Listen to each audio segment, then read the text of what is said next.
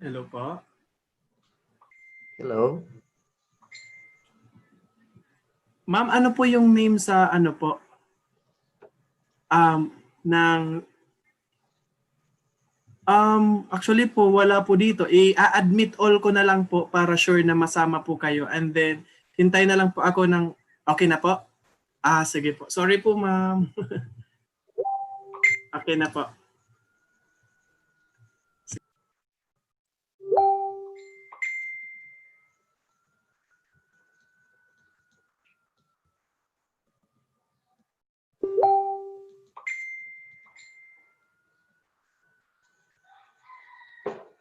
Kisa ganitong pangalan sa president sa EBSU?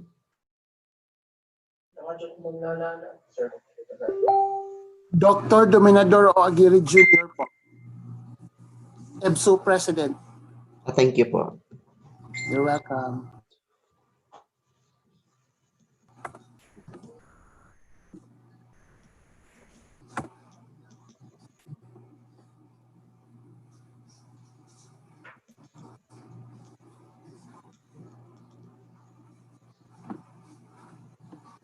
Si Sir Edmond Campoto, no? Yes, yesterday. Good morning. Good morning. all.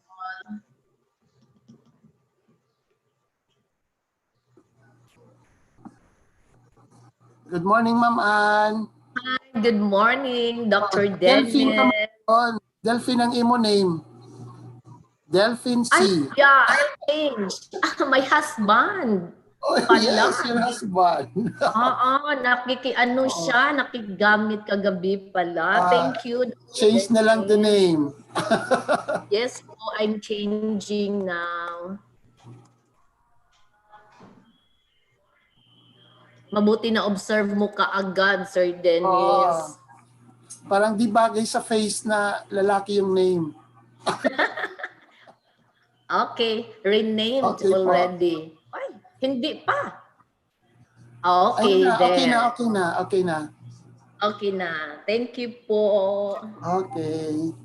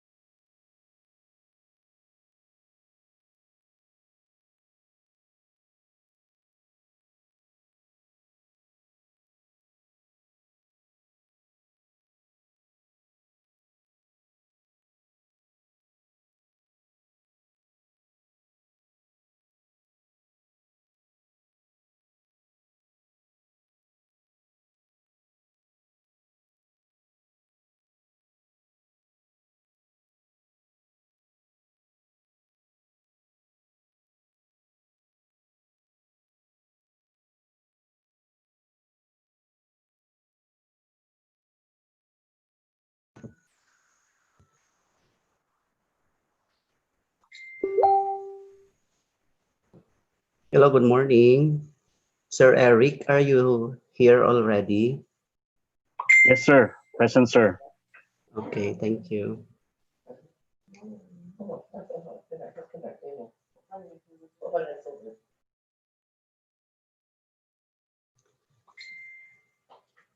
Hello, Sir Orly. Yes po, sir. So, ano na? Mag I'm waiting for the go signal, sir. Okay na, sir. Okay na po. Okay na. So, Sir Eric, have you seen Ma'am Ivy? Mapay pag-in niya, sir. Mapay pag-accept. So na siya. Okay.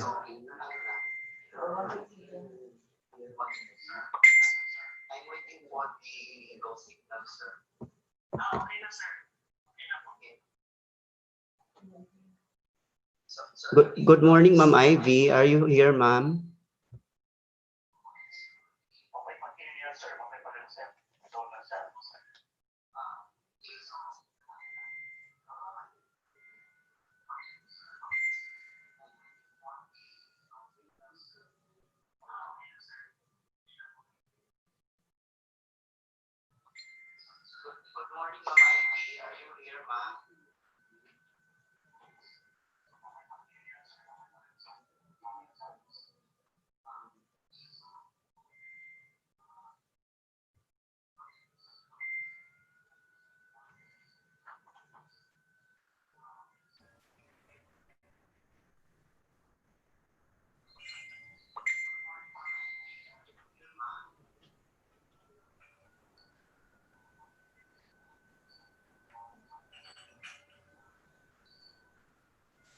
Dr. Ramirez, can I be heard? Yes, ma'am. Good I morning. can't hear you, Sir Dean. Can I be heard? Sir Hello, Eric? hello, ma'am. I can hear you, ma'am. Everyone? I can hear you, Ma'am Ivy. I cannot hear you, Sir Dean. What about my audio settings? Can I be heard, Sir Eric? Yes, ma'am. Yes, Loud Ma'am and clear. Ives. Yes. Something is wrong sa akin ko. Oh. I'll check my audio settings, okay, please.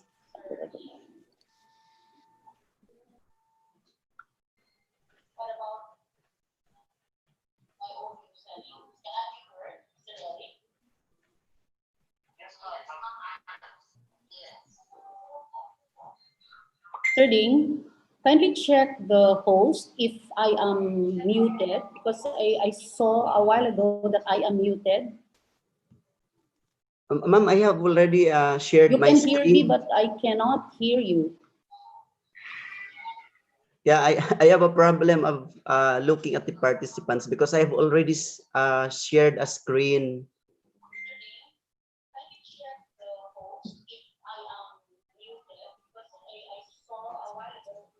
Okay.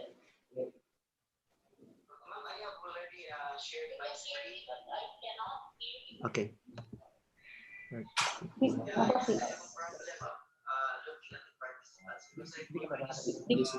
Di ko kadungog. Sir Neil? Sir Orly, We can hear you, Ma'am Ivy. We can hear you clearly, ma'am. Di pa ito ganun? Sure? Sir Ding, hindi siya ata na... Opo. Ma'am Ivy, we can hear you. We can hear you clearly. Ikaw raw si Kisting ang iyang microphone. Okay na. Ato pa sa settings source dito sa baba, preferences. Tapos Apple dito. Preferences, audio, ang audio. Audio na sound. Sound. Input. Sakto nga kami sa projector. Check 1, 2, 3. Pag kita ramay di kadung nila, mas ginuot sila. Aw sila di kadungog nato. Di, Kadung kadungog. sila pero nagsulti nila. Sir Ding, can you show off your thumbs up if you can hear me? You can hear me, okay. But I cannot. You can. But I cannot hear you. Kasi gimute si Sir Dean. Si Sir Eric ko na. Sir Eric, Bigyan mo na. sound check. Ma'am Ivy, excuse me po. Yeah, speaking, sound. Oh. Ma'am Ivy Usod man from ang tiyong kay Ma'am Chedroy Ivy. po.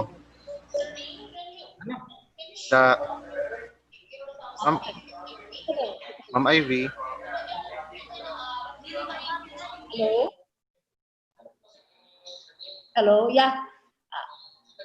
Can you hear me now?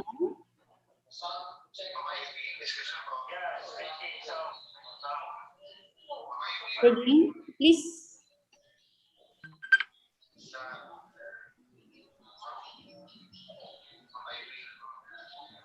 Sir Erling, na pwede tawagan dito ka mga IB office. Feeling, Sir Eric, pwede matawagan?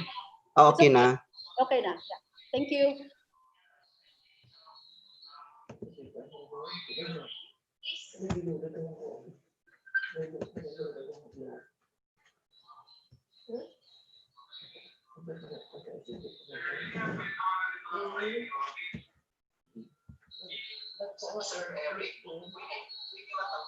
Okay na. Ma'am Ives, okay na po. Hello po. Good morning, everybody. I think we have to start with Good the day morning. 4 of our series of webinars. And we are now on day 4. And this morning, we will have a new topic. And we have a new speaker. And hope everybody is excited for today's activities. Before we start, we would like to acknowledge and greet our the pillars for this activity that we are having here in Region 8. Of course, we would like to acknowledge the initiative of our Commissioner, Dr. Aldrin Darilag, of the Commission on Higher Education, of course, with the support of our Regional Director of the Commission on Higher Education, Dr. George Colorado, our university presidents who have been with us, supporting us all the way since the conceptualization of this project.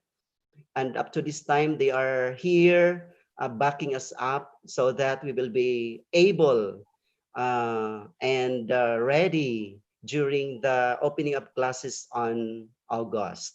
So we would like to say thank you to our President of Biliran Province State University, Dr. Victor Canieso Jr., who is also the lead in this consortium. BIPSO is the lead for this consortium. Of course, our content dev team chair, Dr. Jude Duarte of Leyte Normal University, with his co-team lead, Dr. Norberto Olavides of the Palompon Institute of Technology, the president of Eastern Samar State University, Dr. Dr. Ed Camputo, our president of the University of Eastern Philippines, Dr. Chiri Ultra, president of Northwest Samar State University, Dr. Benji Picayo, the president of Samar State University, Dr. Marilyn Cardoso, of course, our Eastern Visayas State University President, Dr. Dominador Aguirre Jr., the president of the Visayas State University, Dr. Idu Tulin, and of course, our very own president of the Southern Leyte State University, Dr. Pros Ivy Guasa Yepes. So today we will be on a webinar on the flexible learning for the new normal, specifically on the development of self-instructional materials and learning chunks. Before we proceed with the opening prayer, let us be reminded of our video conference etiquettes. By the way, we are live now on FB and on YouTube, and we have limited participants in the Zoom because we want to have a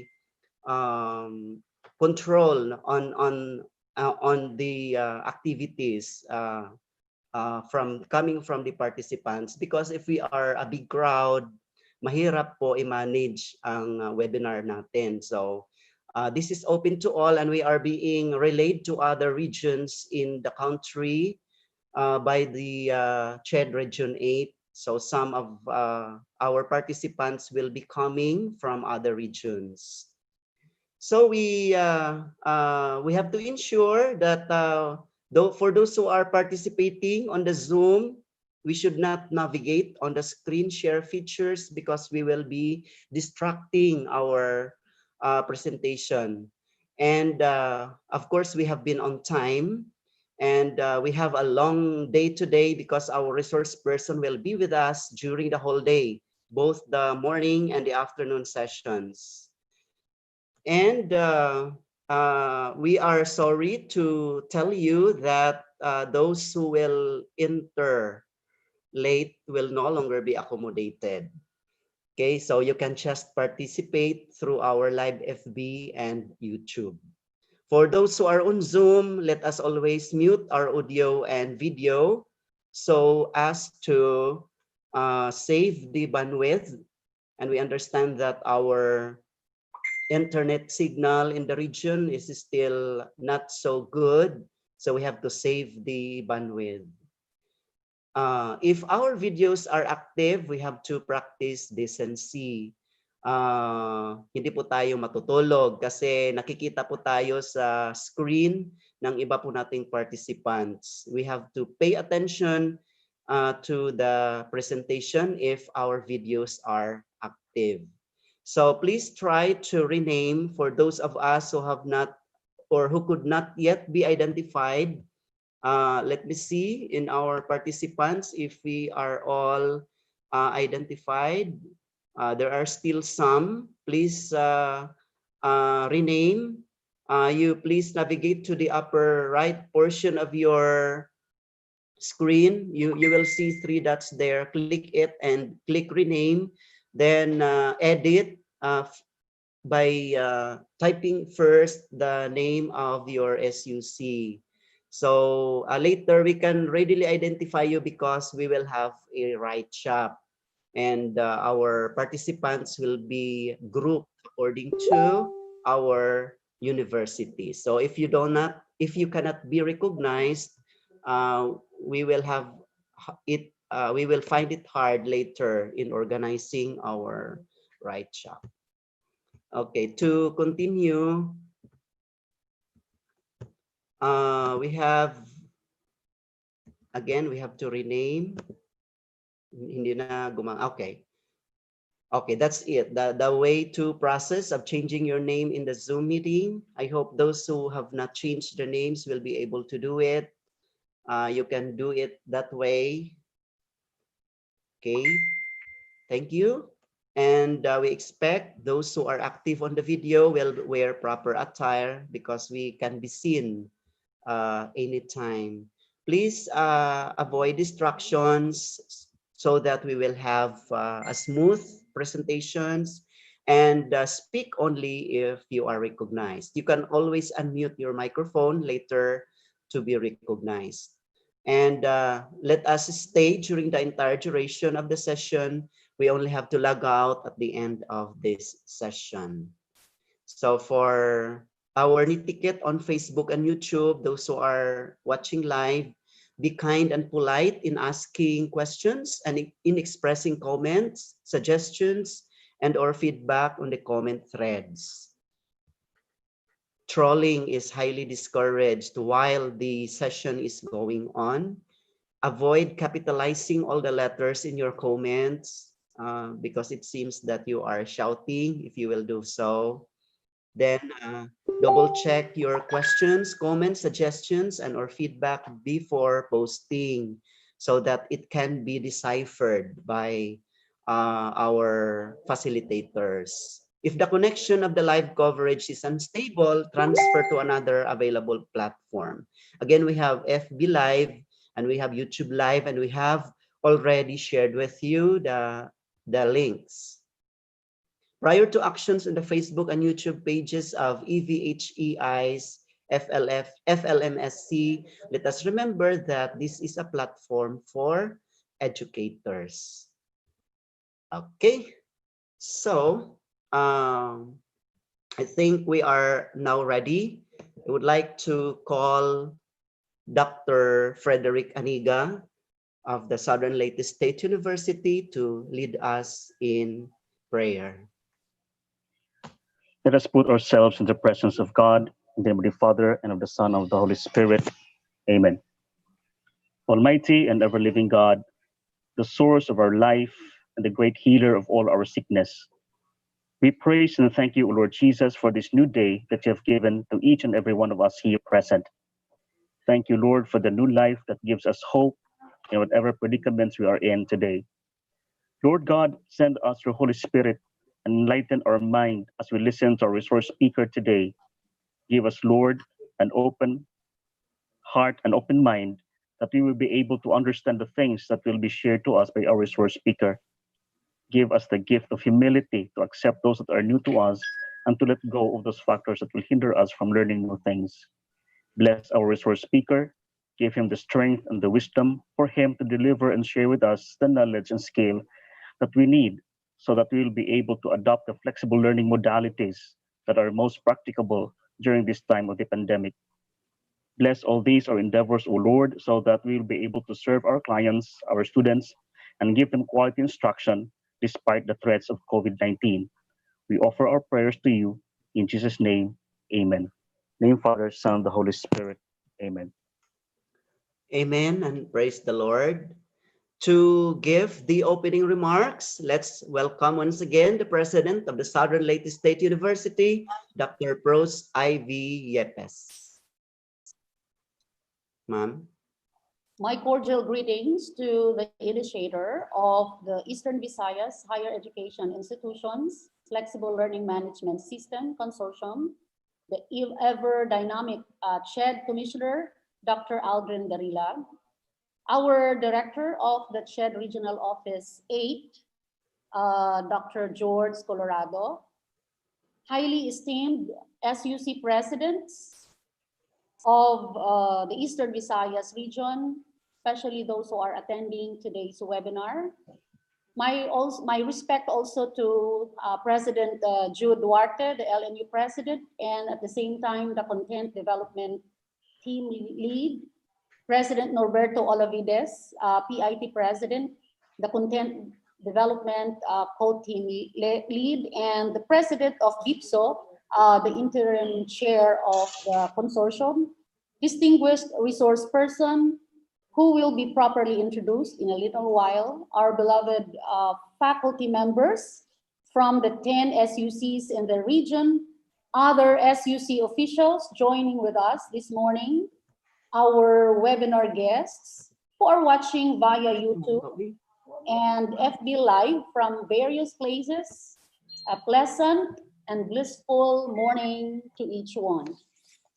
On behalf of the content development and training and capacity building teams, I warmly welcome everyone to this fourth webinar designed by the Content Development Committee titled as Flexible Learning for the New Normal, specifically on the development of self-instructional materials and learning chunks.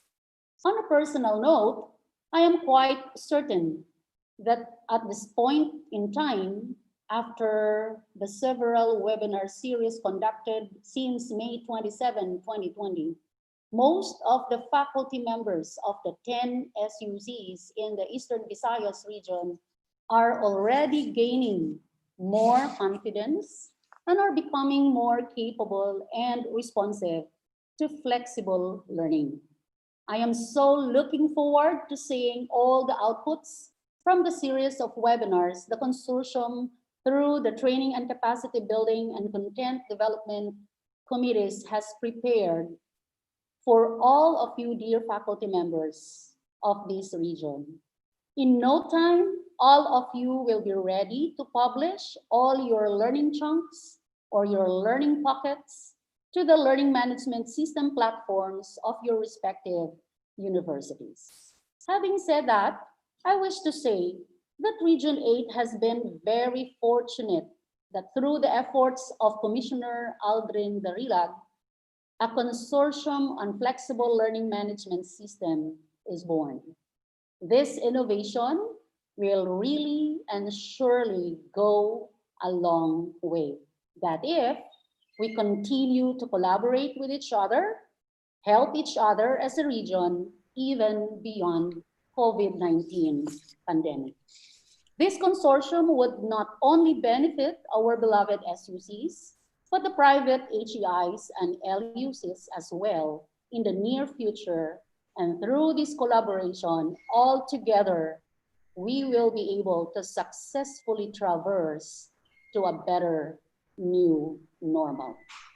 To our webinar participants and those who are watching via live feed and YouTube, brace yourselves and pay attention to the lecture of our esteemed resource person and never hesitate to engage with him by asking questions and clarifications during the open forum.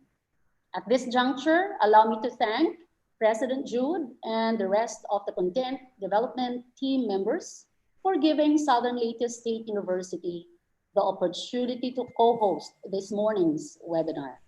I just could see another fruitful and meaningful interaction between the speaker and our participants. Mabuhay ang content development team, mabuhay ang CHED, mabuhay ang Eastern Visayas HEIs Flexible Learning Management System Consortium. Have a great day ahead.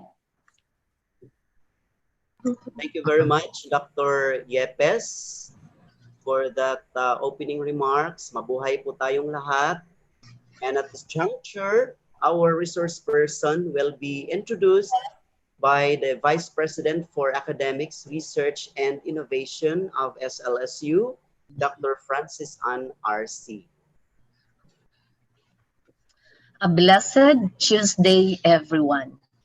My respect to CHED Commissioner Dr. Aldrin A. Darilag, CHED Region 8 Director Dr. George M. Colorado, LNU President Dr. Jude A. Duarte, the Chair of the Content Development Team, our very own University President Dr. Pros Ivy G. Yepes, our beloved presidents across all issues in the region who are present today, our invited resource person, key officials, guests, friends, and facilitators. A pleasant and a beautiful morning to all.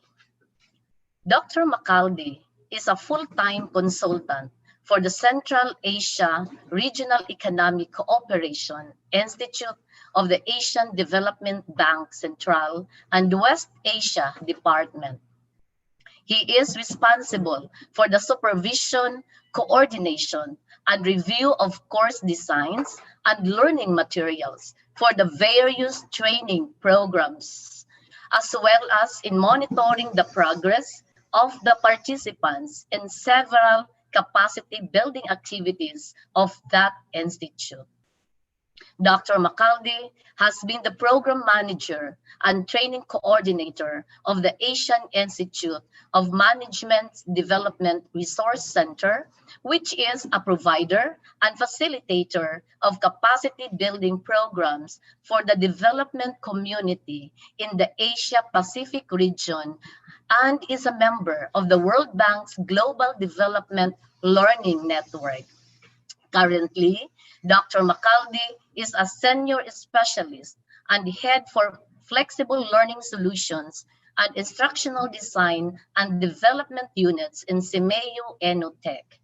He has also an extensive experience in the development and delivery of various training and development programs as former assistant director and human resource management officer in the 3 branches of the government in the Philippines, specifically in the Department of Labor and Employment and Office of the President in the Livelihood Corporation, and the Philippine Senate, Congressional Commission Labor and Employment, and in the Supreme Court, particularly in the House of Representatives Electoral Tribunal. Similarly, he has been a regular lecturer, guest speaker, and consultant on e-learning, project proposal writing, and fund sourcing in the Philippines and in selected countries in Asia and the Pacific. That is, to name a few: Xinjiang People's Republic of China, Port Moresby, Papua New Guinea, Tokyo, Japan, Bangkok, Thailand, Guangzhou People's Republic of China, and Dushanbe, Tajikistan. He is also the former board member and past vice president of the Philippine E-Learning Society. He is also a recipient of numerous special programs in Melbourne, Australia, Osaka, Japan, and South Korea. Likewise, he is awaiting for the official conferment of Master of Business in Training and Development course in Victoria University, Melbourne, Australia, and has earned units in the College of Law and Master of Arts in Public Administration. Ladies and gentlemen, it is with great pleasure that I gave you Dr. Juan Robertino Domondon Macalde. Good morning, everyone. Good morning to our distinguished officials from the Commission on Higher Education, to officials of the Consortium of the Flexible Learning Management, Leyte, headed by the Leyte Normal University, and also our speakers and other guests. Good morning. I am proud to share with you today our vast experience in the development of flexible learning programs. And thereafter, I'll hope to impart how to develop one of the materials in the development, in your implementation of the flexible learning system.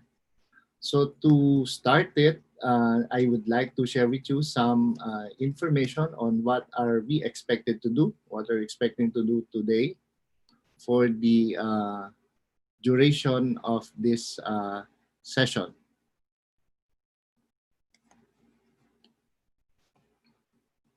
So for today, we will be focusing on, part one will focus on flexible learning for the new normal. Thereafter, we'll have an open forum from 10:30 to 11. And then I will focus on the development of self-instructional materials. And thereafter, during the break time or during lunch break, I will be expecting the participants, at least one representative from each institution who are currently connected to the Zoom, to develop their learning chunk or a portion of their self-instructional materials or modules. Thereafter, from 2 o'clock up to around 4:30, I will be requesting each representative to share their learning chunk.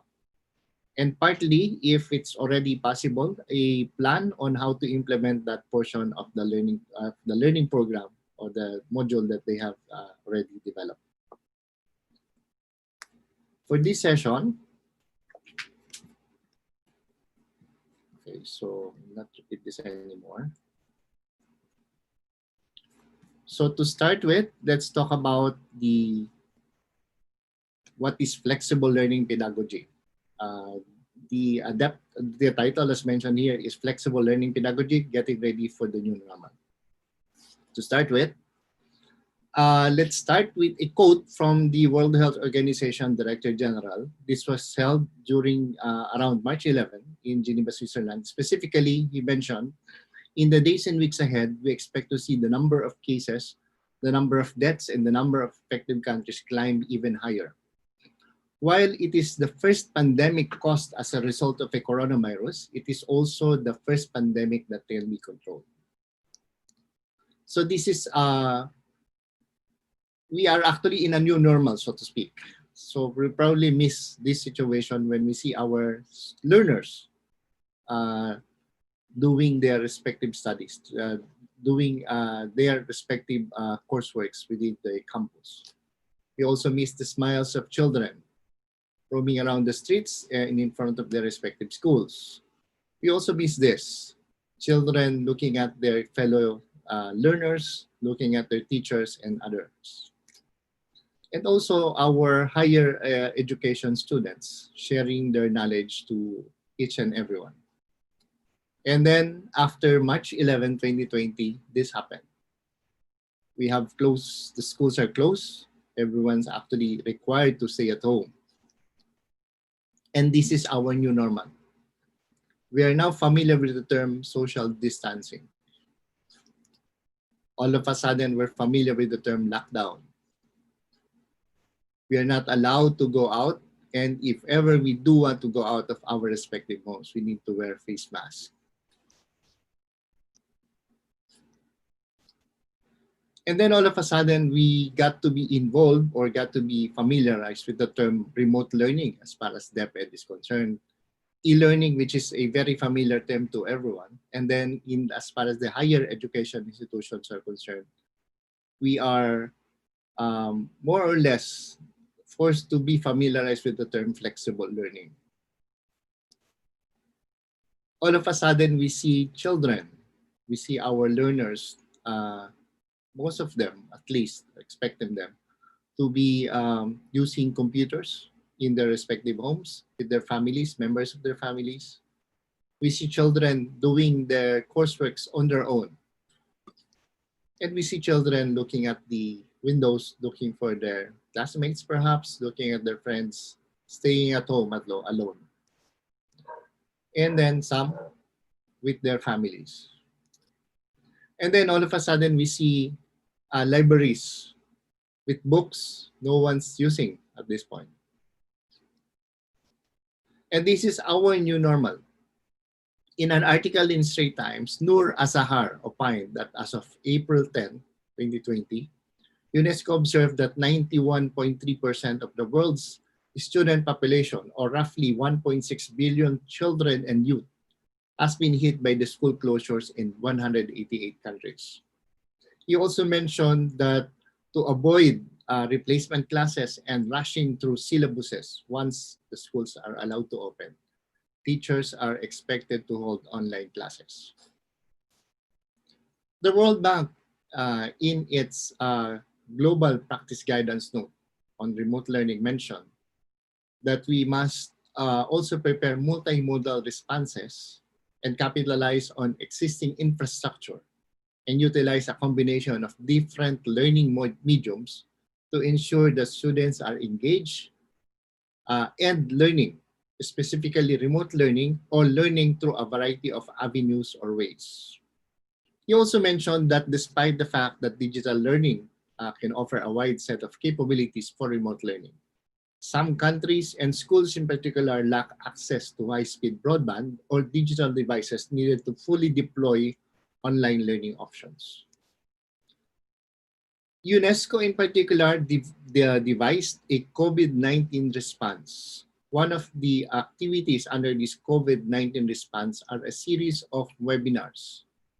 They aptly called it as COVID-19 Global Education Coalition, part of which are a series of webinars, as mentioned earlier, focusing on different modalities when schools are open or activities while the schools are closed.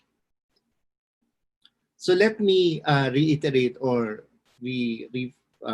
provide you with some basic definitions on the different terminologies that we often hear, either from radio, TV, or other modality, other means or medium. Distance learning, as mentioned, encompasses all learning activities that take place at locations remote from the point of instruction. E-learning, on the other hand, focuses on learning that takes place using electronic means. Blended learning, on the other hand, refers to the optimal mix of different delivery technology or modes. As to mention a few: face-to-face, flipped classroom, rotation, online, and others. Flexible learning, on the other hand, use distance education and the facilities of educational technology, where teacher is a manager of learning and facilitator as proposed from being a source of knowledge. As pointed out here, the emerging blended learning modalities includes rotation model, flex, a la carte model, and the enriched virtual model, aptly subdivided between a brick and mortar or the face-to-face activities and the online learning. So you can see flex model under blended learning in certain aspects under the brick and mortar portion. So to be more specific, let me now reiterate the definition, a common definition of flexible learning. Again, it commonly uses the delivery methods of distance education and the facilities of educational technology. It is a pedagogical approach, according to Cassidy. It allows flexibility of time, place, and audience, including but not solely focused on the use of technology. Distance education mentioned actually. that it's a state of being in which learning and teaching is increasingly freed from limitations of time, place, and pace of study, but is not technically a mode of study. So as far as flexible learning practices are concerned, the most basic features includes increasing access. Everyone needs to have access. Learner-centeredness. Should be problem and experiential based learning. It should be competency based. Modular approach in training design. It captures the adult learning principles. It recognizes prior learning. And above all, it focuses on degree or continuum of openness. To be more specific, let me provide you with our journey, Simyo Innotech, when we first did our series of flexible learning courses for Southeast Asia. Our journey started with a LearnTech Excels Action Research Project. As you can see here, we also have some sort of a consortium. We sought the help of the Ministries of Education and Youth in Cambodia, our sister Simyo Center in Vietnam, Regional Training Center. And in the Philippines, we sought the help of Philippine Normal University. One of the activities that were captured during the LearnTech Excels project is the development of the competency framework for Southeast Asian school heads, consisting of several factors. As mentioned, around 2009, that's the latest version before we decided to revise it. It's a competency framework for Southeast Asian school heads, consisting of 12, initially 12, then later on 14 major competency strands, focusing on first developing personal effectiveness up to the point that focuses on the understanding of Southeast Asian community.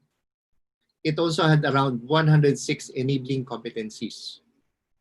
When we first developed this, when we gathered experts from Southeast Asia to develop these competencies or identification of the appropriate knowledge, skills, attitudes, and values that a Southeast Asian school head needs to have in order to become an effective school head of Southeast Asia. When this was developed around 2006, we sought the assistance of the Ministries of Education. We sought validity specifically to find out if we did it correctly. It was first one. We also requested them to identify which among these competency areas should be prioritized, and also to prioritize which among these should be the first one so far as the development of training programs or capacity building programs for school head. As you can see here, developing personal effectiveness was actually prioritized. When you become a school head of Southeast Asia, you should be familiar with, you should be developing your personal effectiveness. However, when we asked them what should be the first program or capacity building program that should be given to school heads of Southeast Asia, they mentioned that it should be focused on leading curricular and instructional processes. For this manner, we have developed a number of flexible learning courses for school heads, among which our foundation course is IC Excels, focusing on instructional and school management. And very recently, we also developed and also formalized the implementation of Health Excels with the assistance of GIZ, Lead Excels, and others. Later on, around 2015, we have finally decided that it's high time that we develop a new competency framework for Southeast Asian school heads. As you can see earlier, from 12 to 14 competency areas or competency domains, it's no longer, it's now 5. And from the features, or what we then usually call as the periodic table of elements, is now circular to mention that this is the relationship is continuing. So the 5 competency areas as mentioned in the new competency framework for Southeast Asian school heads, which we developed when we went around to several countries in Southeast Asia or CMO member countries. We did a series of focus group discussions with the representatives of the Ministry of Education, the stakeholders of the Ministry of Education led by the officials of the parent-teacher associations, including the associations of learners and other stakeholders. So the 5 competency domains, as mentioned, focuses on strategic thinking and innovation, managerial leadership, instructional leadership, personal excellence, and stakeholder engagement. The main thrust is to make sure that there would be, or the school head should be an effective school head of Southeast Asia. Thereafter, we also develop a learning guide, which we call the Success Competencies of Southeast Asian School Heads. This learning guide, we were hoping, when it was also translated into 7 CMU member languages. This would be accomplished by school heads of Southeast Asia, and thereafter they be able to identify where they felt they are still lacking in terms of competencies to become an effective school head of Southeast Asia. And then around 2009, we also developed a competency framework for Southeast Asian teachers. So talking about our journey, our teacher development journey. As mentioned, 2009, we developed the competency framework for Southeast Asian teachers. We found out that there are 11 general areas of teacher competencies. And then after which, around 2012, we developed our first course for teachers. We call it the Guro 21 course, or course 1, focusing primarily on facilitating 21st century skills for Southeast Asia. Thereafter, around 2016, we also developed the second course. We call it the Guro 21 course 2, focusing primarily on developing higher order thinking skills, which incidentally, this Guro 21 courses won the Wenwi Award of UNESCO way back 2017. And then around several years later, due to the surge in the enrollment of Guro 21 courses, CMU and ETEC ventured into an action research to develop our first massive open online course program for teachers. And then 8 years later, it was decided that it's high time to revise the teacher competency framework. And this is how it looks like now. From 11 competency areas or competency domains, it's now 4. And the main thrust is to have a joyful learner. And we purposely mentioned, let me reiterate purposely, that the terms that we use there are more the simplest English terminologies that can be understood by anyone in Southeast Asia. Specifically, the 4 areas as mentioned: knowing and understanding what I teach, helping my students learn, engaging the community, and becoming a better teacher every day. The output of this, as mentioned, is our first MOOC, massive open online course focusing on teaching, which is Teach On, Keeping the Passion Alive. And then after, we also develop a second MOOC, Becoming a Better Teacher Every Day. From here on, when we first launched our MOOC, we have, at this point, we have around 17,000 participants in our MOOC programs. Thereafter, as mentioned, these are the results. When we develop our competency framework, we also develop our materials, and thereafter we also develop our courses. These are the results. We call them the modules. As you can see here, these are the modules for our first course, IC Excels, and the other module on Peace Excels. We also partnered with a lot of universities for the development of our learning materials. Peace Excels in particular, we partnered with the Western Mindanao State University to develop these materials and afterwards the courses. Our focus during that time, or during this period when we develop our courses, is primarily on the 4 stages of experiential learning, or the adult learning process, or we call them the 4 A's of learning, which starts with an activity, analysis of the activity, and abstraction and application, which would lead to new experience. Our platform, as mentioned, as you can see, from a server, we have a number of servers. we call it the local server, and then due to the surge of enrollees, we're now using cloud servers for our iFlex 1, 2, and 3. This is how we access our iFlex to our learning management system. We call it Innotech Flexible Learning Management System. We usually ask them once they're officially part of the learning flexible learning programs, we ask them to provide, we give them a username and a default password. During the implementation, we do an online from a paper-based registration. We are now using online registration. We ask them to accomplish online registration as mentioned. Thereafter, we give them access to, we give them a username and a password, default password, and then we provide them access to the actual class page. You can see, you're seeing right now is a sample class page for our Guru 21 course. How do we implement a course? We do a face-to-face or sometimes online orientation. After which we implement the course for about 2 months. And this is how it looks like.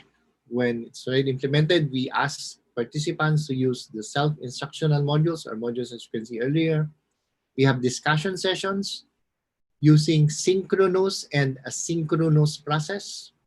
We provide learner support through our technical support and to make sure that they are deserving of our certificates or our certificate of competence, we do a face-to-face or online revalida or revalidation. The usual course requirements, we have online activities. We ask or require them to do written requirements and as mentioned on a revalida.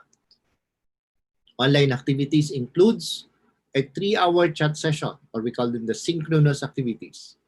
Forum sessions, or asynchronous. That means you're doing it after a synchronous session or sometimes after the chat session. On others, we require them to submit written requirements, accomplish end of course evaluation, and access to our online journals and videos and others. Written requirements for a typical 2-module course consisted of assignments for each module, an end-of-course reflection paper, and an end-of-course action plan. Classes are usually divided into 15 persons or 15 learners per class. When we require them to participate in a chat session, this is how it looks like. Access to chat, and then the chat window looks like this. This is a typical chat session. Comparatively speaking with a session, a typical session in a Facebook or Messenger session, this is more formal. The discussions are based on the modules, based on their appreciation of the contents of the modules, not necessarily the actual information that is listed in the modules, more on the application. The other part of the activity is the asynchronous session. We call them the forum session. To access it, you just click on forum, and this is how it looks like typically.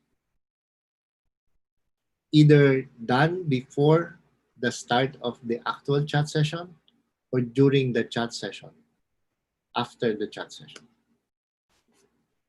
Forum usually focuses on self-introduction, reflection on the previous chat session, discussion of the key points and issues related to the learning materials, and extension of the topic after a chat session or a preview of a topic prior to the next chat session. Our online resources consisted of the following. We give them access to our Harvard Educational Review, Journal of Cases in Educational Leadership, and toolkits that are given for free. Toolkit on DRRM, a toolkit on ASEAN, giving identities on the, and then mobile technology for teachers. Our course materials consisting of the learning package or the modules, templates, and some videos and PowerPoints during the orientation. Our rating scale, A+ is the highest, and then B is the lowest or pass. If ever you lack some requirements, you are given a grade of C. And unfortunately, if you receive 2 C's in any of the requirements, you are automatically given a grade of C. This is how we grade them. We grade them based on this. These are the percentages. A final requirement, as mentioned, is the revalida, or very recently we call it the participant verification process. Primarily, as described here, it's an interview. The aim is to validate if course submissions are really done by the learners themselves, and it also aims to determine their course significant learning insights. This is a typical or indicative schedule, as mentioned, roughly around 2 to 3 months implementation stage. And if there are concerns or suggestions or feedback, we provide them with the appropriate information.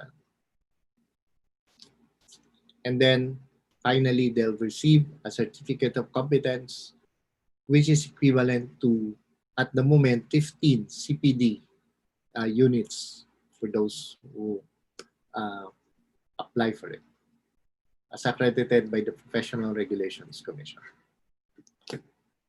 This is how we approach now, given our new competency framework, given our experience with the MOOC, Massive Open Online Course.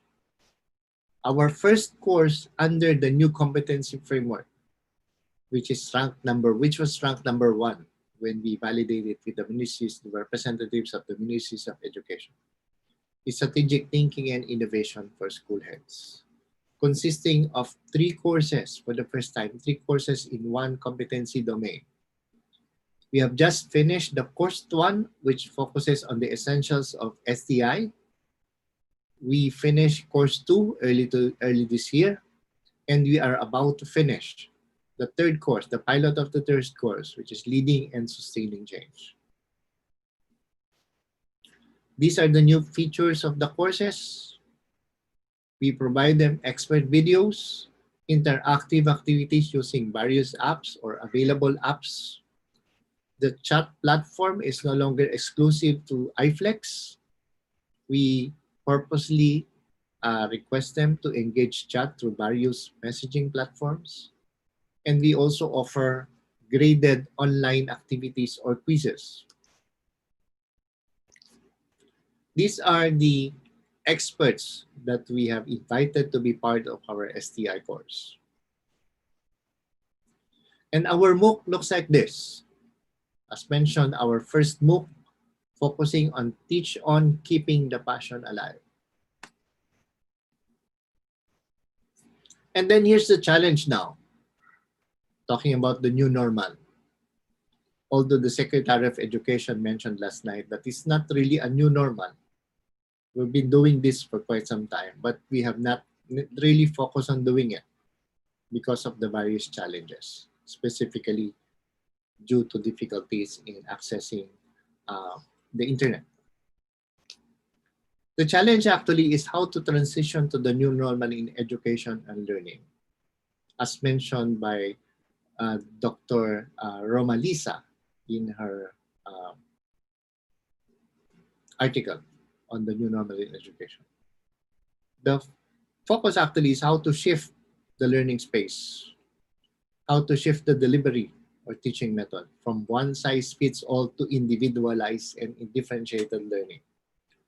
Shifting of the responsibility in the teaching and learning process from active participation due to the active participation of the household members, and shifting in the learning evaluations from final exams to formative assessments.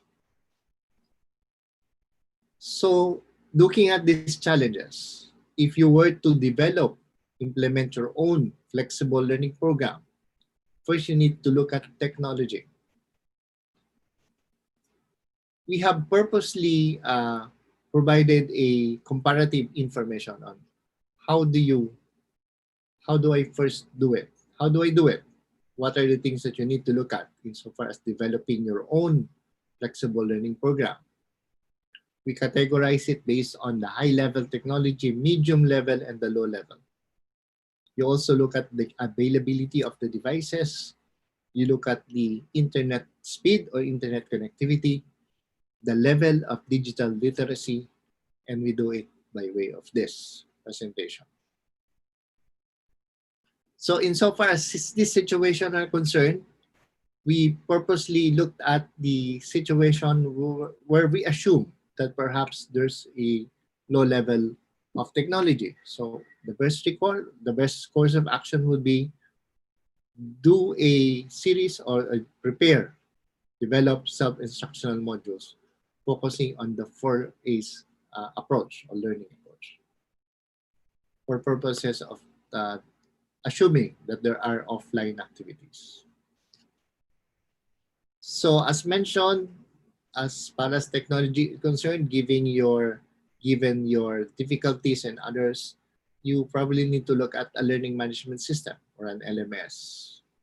As mentioned here, it's a software to delivering, tracking, and managing training. One of the most popular learning management system used by educators is actually Edmodo. Popular in the sense that it looks like Facebook. The other, or the most popular actually is Moodle. It's the most widely used LMS in the entire.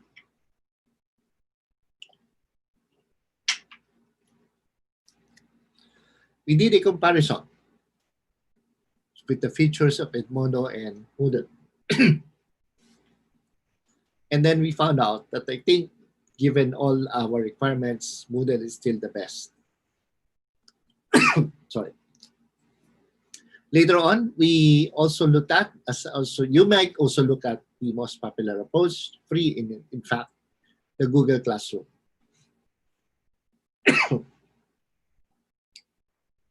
Google Classroom is an online platform that enhances the learning experience in the physical classroom. It's part of the Google Apps for Education. If you want to be more familiar with how to use Google Classroom, how to develop your courses using Google Classroom, you simply look at the YouTube link that I've given here.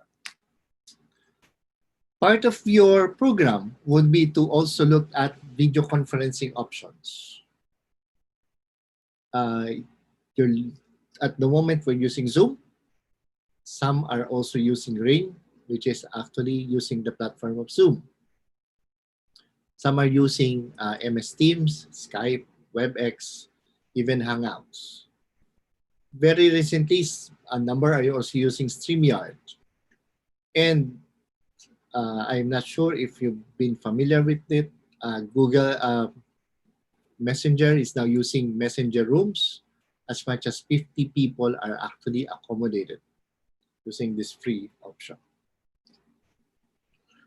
What about the contents? It's another question. A typical information that you need to look at is to know your audience. As far as the attributes of a future-ready graduate, as mentioned here, they're expected to be science savvy and some are expect them to be multilingual. You look at the situation. World Economic Forum around 2018 came up with the 2020 Skills Outlook. These are the skills that are growing and the skills that are declining. As mentioned here, number one is analytical thinking and innovation. And then around number 10 is systems analysis and evaluation. Given this 2022 skills outlook, we also looked at the jobs landscape of 2022. Emerging roles of global change by 2022, around 133 million, or top 10, focuses on data analysts and scientists.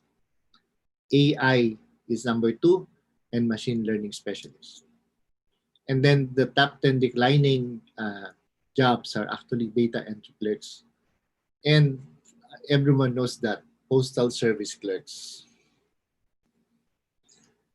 The World Economic Forum also mentioned that by 2022, everyone will need an extra 101 days of learning. And then the rate of automation, so far as the division of labor, a share of hours spent by percentage, human capabilities, or human resource around 2018 are using 71%, and machine taking over around 29%. And then by 2025, around 52% are expected to be done by machines. Another thing that you probably need to look at is the schooling students need, or the 7 survival skills needed by students or learners. Number 1 is critical thinking and problem solving. And the 7th one is curiosity and imagination. You also need perhaps to look at their generation. I am not saying that you should look at the silent generation, boomers and everything, but focus more on the millennials, Gen Y and the Gen Z. There are a number of descriptions as far as these two generations are concerned. And one of the examples actually is typical Generation C. As mentioned, they are the first students to be born in a world with smartphones, tablets, and computers. They want to connect, collaborate, and share.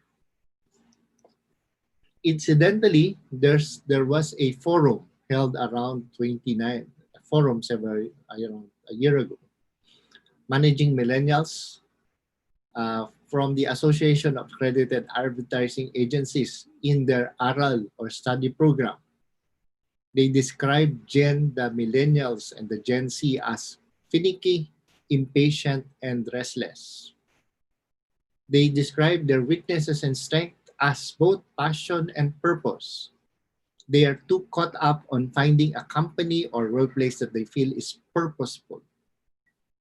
Filipino youth are number 1 globally when it comes to searching for values, influences, and experience, and they feel that they are bored if they only do one thing at a time. All of a sudden, we came to be familiar with the term adulting. They use adulthood as a verb. They call it adulting. Their overarching themes are focusing on finding one's self, finding one's people, and finding one's place in the world. They are more prone to depression because they are perfectionists, and then exacerbated often by the term FOMO, or fear of missing out, because they compare themselves with their social media friends. And what's good thing about it perhaps is they're open to seeking mental health solutions. Another thing or generation that we need to look at is the Generation Alpha. As described here, they use smartphones and tablets naturally. They grew up with the familiar voice of Siri, Alexa, and Google Assistant. We'll probably also look at their learning styles. Their learning styles based on individual preferences, like visual, auditory, tactile, and their learning styles based on sensory preferences. The other, based on the patterns of perceiving situations and processing information. We have imaginative learners, we have analytical learners, the common sense learners, and the dynamic learners. You probably think that they are actually the same, but I purposely mentioned, reiterated, common sense learners enjoy practical and hands-on learning, while dynamic learners prefer hands-on learning. Now let's think about your materials or learning materials. What about developing your own modules? Modules, as mentioned here, focusing on modules are learning packages for achieving pre-specified objectives. They are self-contained and includes the instructional materials necessary for the learning of a specific unit or topic. These are the things that you need to consider as far as developing your own modules or self-instructional materials. First, you apply the 4 A's of adult learning. You start with the familiar. Talk to the learner in a friendly and encouraging dialogue. Ask reflective, rhetorical questions. Relate content to learners' experience or context. Give lots of examples. Reinforce, praise, encourage learners so that they don't give up. Use language that is closer to everyday conversation. Provide a bridge from one topic to the next. Cut out surplus words. Use short words. Explain technical words. Keep sentences short. Use active rather than passive statements, and exercise sensitivity to groups and cultures. Another approach. What does it mean to plan strategically and innovatively? Strategic refers to decisions or plans designed to impact favorably the key factors on which the desired outcome of an organization depends. While innovative is the tendency to introduce something new or different. In this course, you will learn how empathizing, thinking creatively, and careful planning can help to come up with new and effective solutions to address challenges in your school. We will follow a 4-step process, and for each part of the process, you will learn about specific framework or practice using tools that may guide your thinking.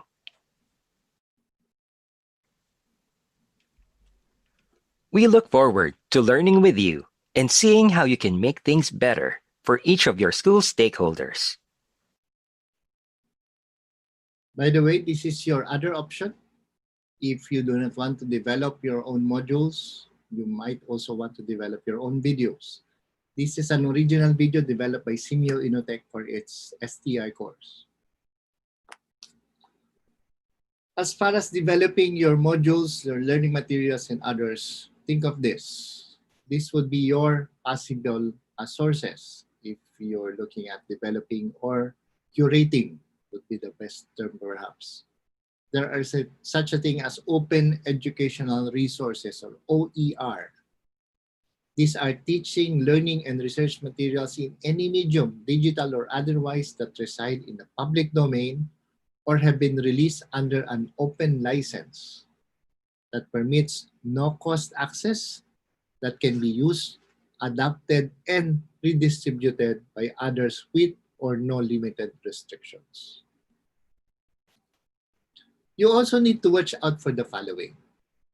There's such a thing as intellectual property rights, copyrights, Creative Commons, attribution, fair use, and above all, plagiarism. So let me explain what they are. IPR refers to creations of the mind such as inventions, literary and artistic works, designs, symbols, names, and others. IPR includes patent, trademarks, and copyrights. Copyright, on the other hand, as mentioned, this is a symbol of copyright. It's a legal protection extended to the owner of a rights in an original work.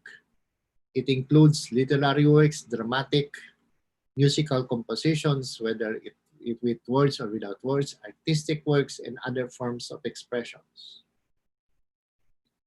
If you do not want to copyright any of your materials, the option is to do it by way of Creative Commons. CC, as mentioned, this is a symbol.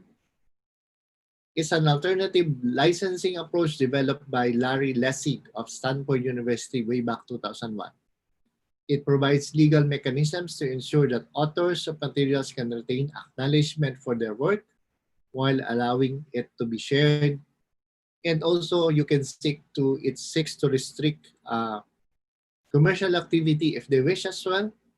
and can aim to prevent people from adopting it if appropriate.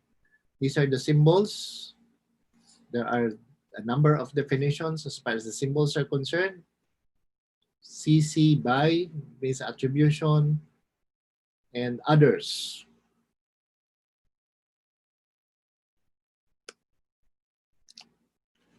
And then let's use the word fair use. Fair use is the act of copying of copyrighted materials done for purposes such as commenting, criticizing, or for parody without the permission from the copyright owner. Depending on the laws, existing laws in countries, there are countries that provides as much as 25% of a whole book can be considered as fair use. If you copy 25% of a chapter of a book, that could be considered as fair use. Attribution, on the other hand, is acknowledging the source of your copyrighted material when you are citing as under the fair use application. In certain instances, what is expected to be included in the citation, as mentioned here, is the title of the work, the name of the author, date of publication, and the source. Everyone knows this in education. This is a perfect example.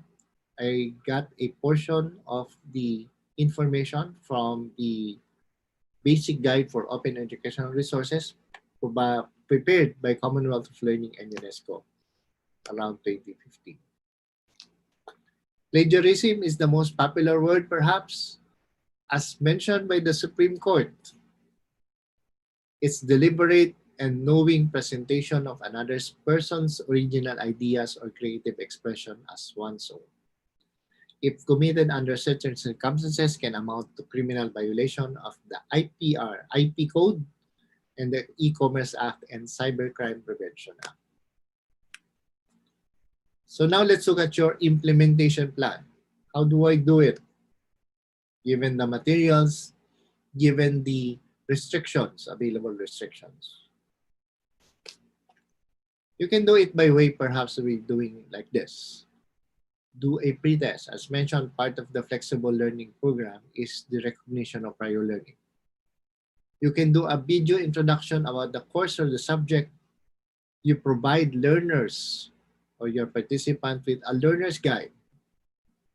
You provide them with the grading system, your course policies, and then how to access the class page or the learning management system.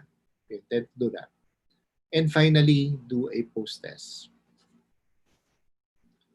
Your weekly activities can consist of synchronous sessions. As mentioned here, it's similar to a face-to-face session for about 3 hours. That's the maximum, actually. Asynchronous sessions as well. You can do case study discussions. You can ask them to react on a video or a link. You can require them to conduct accomplish tests or quizzes. Ask them to submit assignments. And you provide feedback as a facilitator. And then use your learning management system for your course evaluation. And then look at this situation. In case or if you're intending to use synchronous session and asynchronous session, you need to watch out for these three people: the flamers, the trolls, and the lurkers. This is how I describe. Lurkers are forum followers who never post. Trolls are persons who create problems on the internet by posting upsetting or rude remarks. Flamers, on the other hand, are hostile and controversial commenters to encourage heated discussions. You might also want to look at engaging them in a number of activities using available technology. Although it's a bit old, some uses word cloud for introduction purposes instead of just asking them, tell me about yourself. Ask them to develop a word cloud and then ask them to describe the word cloud. Word cloud usually provides just simple descriptions of yourself perhaps, and then ask them to describe yourself based on the features or the figure from the words that you have created or adjectives. You can use Mentimeter to get the reactions. The most popular for the millennials is the Padlet wall. If you're looking at a face-to-face session, if you're looking at typical meta cards, this would be the best way. This is an electronic wall. They call it the Padlet wall. Take charge. Take note of existing information as far as the use of OER is concerned. UNESCO has a lot of materials as far as OER. And the most important perhaps is some information on personal data security technical guide for online education platforms.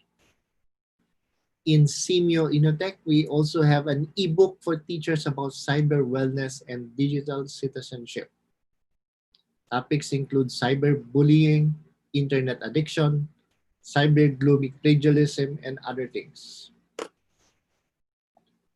And also, we are slowly developing. Very soon, we'll come up with a competency framework for online course facilitators. In our recent courses, in our recent workshops with our flexible learning tutors or our online course facilitators, we come up with this basic competency requirements for our online course facilitators, focusing primarily on this: creativity and innovation, communication, facilitation, digital capability, instructional leadership, and passion and commitment. And to finally, before our second session, let me quote from Bill Gates: technology is just a tool. In terms of getting the kids working together and motivating them, the teacher is the most important. That concludes my first session. Then we're now open for an open forum. If you have questions as regards my presentation, this is the right time to ask them. Thank you. Thank you very much, Sir Robbie. We are now opening the floor for the open forum. You have various options. You can just raise your hand by tapping the reactions. You want to raise your hands and be recognized live to give a live or ask a live question. You may chat in our chat box in the Zoom to ask questions. And for those who are watching live on FB and YouTube, you can actually type in your questions and we would readily acknowledge if you have. Okay, so who wants to raise the first question? Sino po yung unang magtatanong dyan?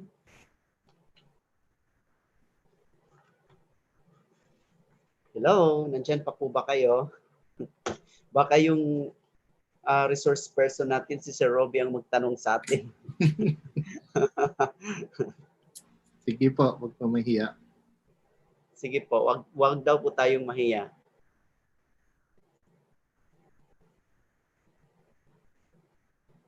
Baka po may tanong sa YouTube po o sa Facebook. Yes, you can give us your question through YouTube and also sa Facebook. Mas marami kasi ang audience natin, Sir Robbie, sa live kaysa dito sa Zoom. Apa. Yung nasa Zoom po natin, ito yung mga trainers. Tapos yung mga non-trainers, nandun sila sa live. Sa live po. Apo. So maybe we can just wait for a moment in order for the questions to be coming in kasi may gap kaunti yung live broadcast doon sa Facebook at sa YouTube, sa live dito sa Zoom. Parang advance yata tayo ng konti. So anybody who wants from the chat room, from this meeting room sa Zoom natin, Wala pa po akong... okay. Tanong na po. Mayroon pong question coming from the issue, Dr. Beatrice Bilonias. A colleague is asking, is copying a biosynthetic pathway or a flow chart from an ebook but citing the author safe? Is there no copyright infringement? Okay. Medyo mahirap po yung tanong. May rules po na existing. Basta po nakalagay doon. Ang first po siguro tingnan is nakaka-copyright po ba yung document na yon. Meron po kasi mga nakalagay, nakapatent po ba? Tignan po natin nakalagay doon kasi may mga information po yan. Pag nakita niyo po yung salitang copyright doon mismo sa document na yun, that means it's copyrighted. That's one. Second po, a portion lang po ang pwede doon sa isang information. Sabi nga po kanina, as far as copyright, if your intention is to parody, to give some sort of a description for that option, that's allowable. Pero medyo vague po as far as that is concerned. May mga batas po na existing for that. I'm sorry, I cannot give you a specific answer as far as that is concerned. Ang masasabi ko lang po, as long as you acknowledge kung saan po nanggaling yung portion na yon, and then you're doing something different, parang you're some sort of curation. Ina-acknowledge mo na yes, galing ito dito sa author na to, I'm just proving na tama ba itong sinasabi niya o hindi. Okay po yun. Yung mga ganun pong options. Okay po. Thank you, Sir Robbie. Mayroon po tayong question from FB Live. Sige from Eldon Di Padua. Good morning, sir. Can you compare Google Classroom and Moodle? Which one do you think is better to use? Okay, so maganda pong tanong. Number one po, ang Google Classroom and Moodle are both in some ways can be considered as learning management system. Ang difference lang po, pareho po silang libre. That's one. Comparatively speaking, they are both free. Ang LMS po na Moodle ay dapat po meron kayong server kung gagamit po kayo. Ipa-download nyo po yung server and then kailangan ilagay nyo po yun sa server nyo. So what I'm saying is secured. Kayo lang po ang nakakaalam kung ano man po ang ilalagay na doon. Ang Google Classroom po is internet-based. So naka-base po yan sa mga servers ng Google. So what I'm saying is lahat po ng nilalagay nyo dyan, parang Facebook po, sa kanila po yun. Pareho po kayong may access doon. O ma-access po ng mga taga-Google yung laman ng information ninyo.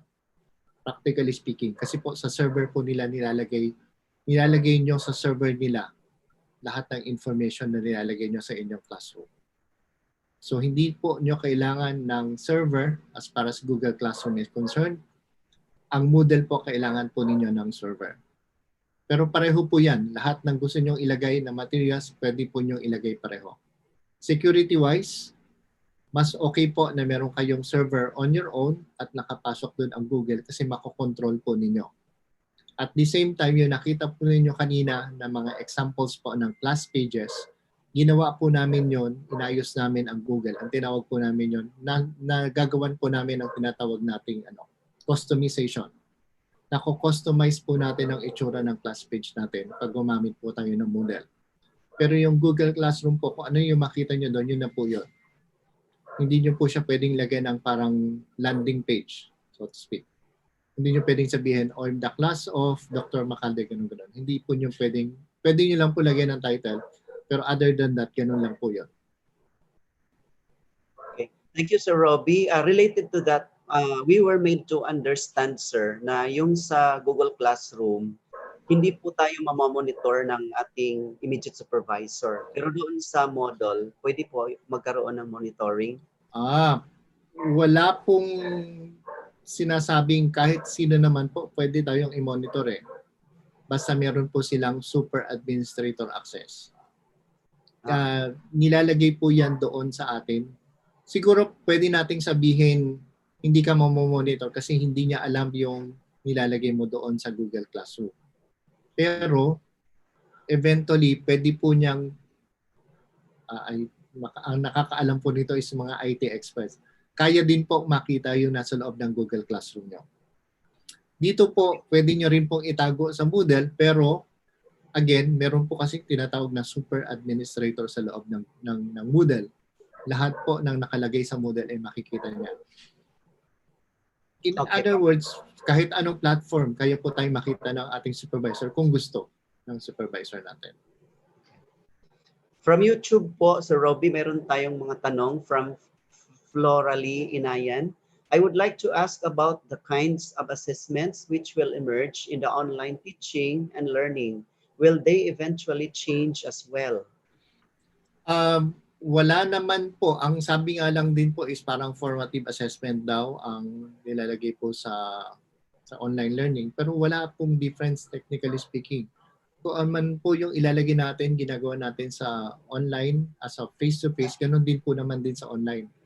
Ang difference lang po siguro is the approach.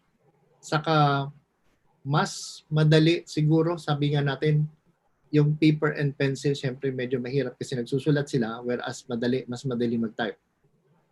Kung ano man po yung balak ninyo sa face-to-face, yun din po ang pwede nyong gawin sa online. Ang difference lang, mas mabilis yung malalaman ng information kasi nga merong technology na bibigay siya agad ng output ng kung ano man ang gusto mo malaman. Okay. Sa Zoom natin po, sir, from VSU, Dr. Geraldo Fernandez, can't we have problems with copyright issues if we left parts from a copyrighted book, even if it is properly cited?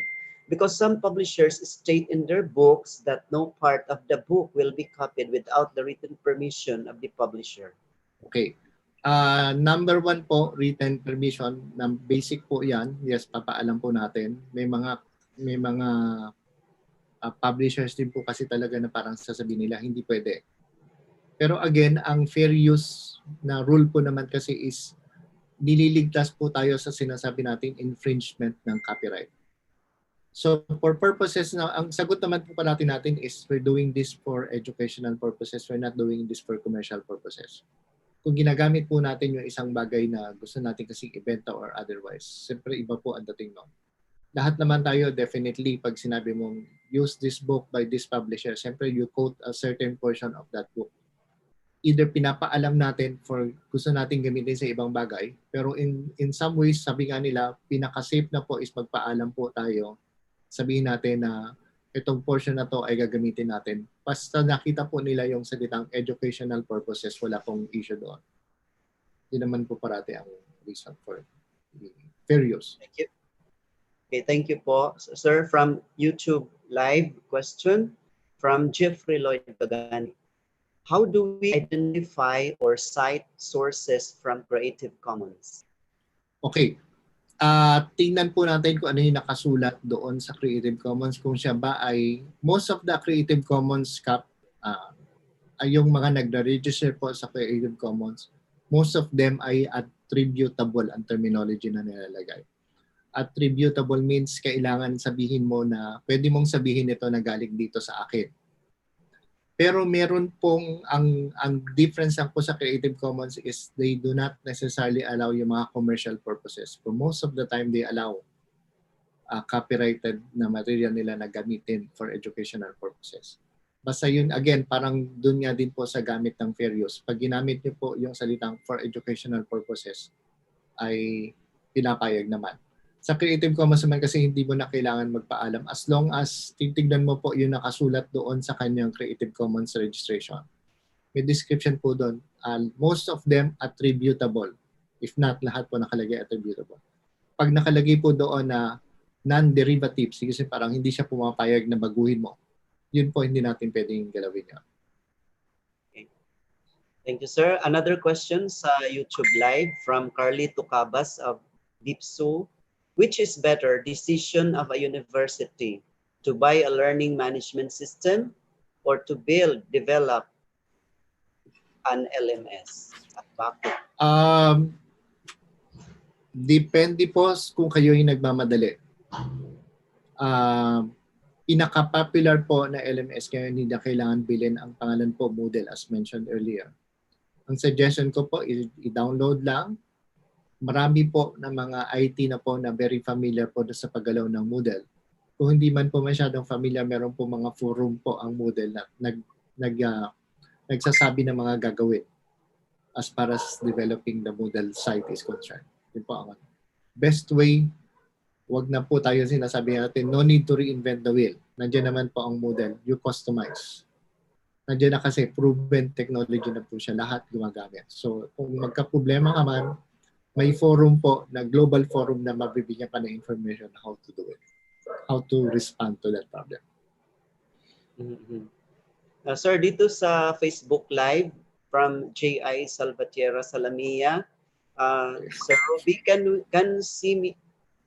CMEO Inotech assist SUCs in making their own LMS? If yes, how can we build bridges? Yes po. Padala lang po kayo ng letter sa director namin and then let's see what happens next. Partner naman po, we provide support not necessarily to higher education institutions but to everyone po na lalapit sa amin at hihingi ng tulong. Thank you po, sir. So, mayroon po tayong another question sa Facebook Live. Kudos po, Doc. What would be your insights or advice about using Facebook groups as LMS? Thank you po. Basic po naman kasi ang Facebook group eh. So, maganda po siya. Medyo personalized, so to speak. Ang concern ko lang po kasi, as everyone knows, that security issue lang po ang concern ko. Diba alam po nating lahat, once you upload anything sa Facebook, pag-aari na rin po ng Facebook yan. So, ibig sabihin, kung property niya yan, that person can do everything about it. Pwede niyang galawin, pwede niyang palitan or otherwise. Yun lang po yung apprehension ko. Pero wala pong problema kung ikaw ay isang nagsisimula. You're a beginner. Most of the educators naman po use Facebook for their LMS. Wala pong problema doon. Security lang pa ang concern ko siguro. Okay po. Thank you, sir. From FB Live, EVHEIs-FLMSC, what if the school's infrastructure is not capable of hosting its own Moodle facility? Is it advisable to resort to third-party hosting facilities considering security issues? Yes, ang majority po ng mga institution ngayon kasi medyo mahirap din kasi medyo mahal din po actually bumili ng server. Ang ginagawa po ng mga nakakakilala ko po na encounter ko, you usually resort to cloud. Cloud po. Magre-rent na lang po sila ng services ng cloud. Ang cloud naman po, as long as maayos yung arrangement nyo as far as security is concerned, hindi naman po siya nagkakaproblema. Saka most of the time, mabilis po ang kasi hindi na kayo nagkakaproblema ng bandwidth. Part of your relationship with the cloud provider is the bandwidth na allocation para sa inyo. Sa case po namin, hindi na kami masyado na problema sa speed and everything kasi nga po, naka-cloud na lahat. So, depende sa laki ng aming cloud subscription. So, ganun din ang laki ng requirement namin. Iyon po. Kung ano yung requirement nyo na dami ng subscriber, ganun din po ang laki ng subscription nyo dapat sa cloud. Best na po yun kaysa bumili ng server. Sa YouTube pa rin, sir, from Marian Rizare, what is the best learning approach that we can engage student in distance learning, whether synchronous and asynchronous? Learning approach, ang suggestion ko po, tingnan nyo po yung interest ng learner. Tignan niyo po kung ano yung mga gusto niyang ginagawa. Sample po, definitely kung papakita niyo po yung mga something na matukoy sa mga bata-bata na mga nagkakantahan, hindi po yan bagay sa mga college students, sa tertiary. So focus more on para nga po yan sa mga basic ed learners, yung mga specific na nasa primary school. So tignan niyo po yung hilig ng learner. Mayroon nga pong sinasuggest ang isang expert during a recent Senate hearing. Sabi nga po niya, nagkaroon daw po ng tinatawag na survey ang Microsoft. Ang learner daw po ngayon, 1 minute lang po ang attention span. Ang sinasuggest po niya ay magkaroon daw ng gaming. Mag-gaming daw po. So, sabihin, pag nakuha mo dapat makuha mo in 1 minute yung attention ng learner mo para magkaroon ng magandang communication, magandang reaction. Otherwise, sayang. Sabi nga po, they're more dun sa boredom part ng kanilangan. Sayang yung pagod po ninyo. Okay po. So more challenges are coming with us as we embark on flexible learning. So sir, mayroon po tayo sa Zoom chat.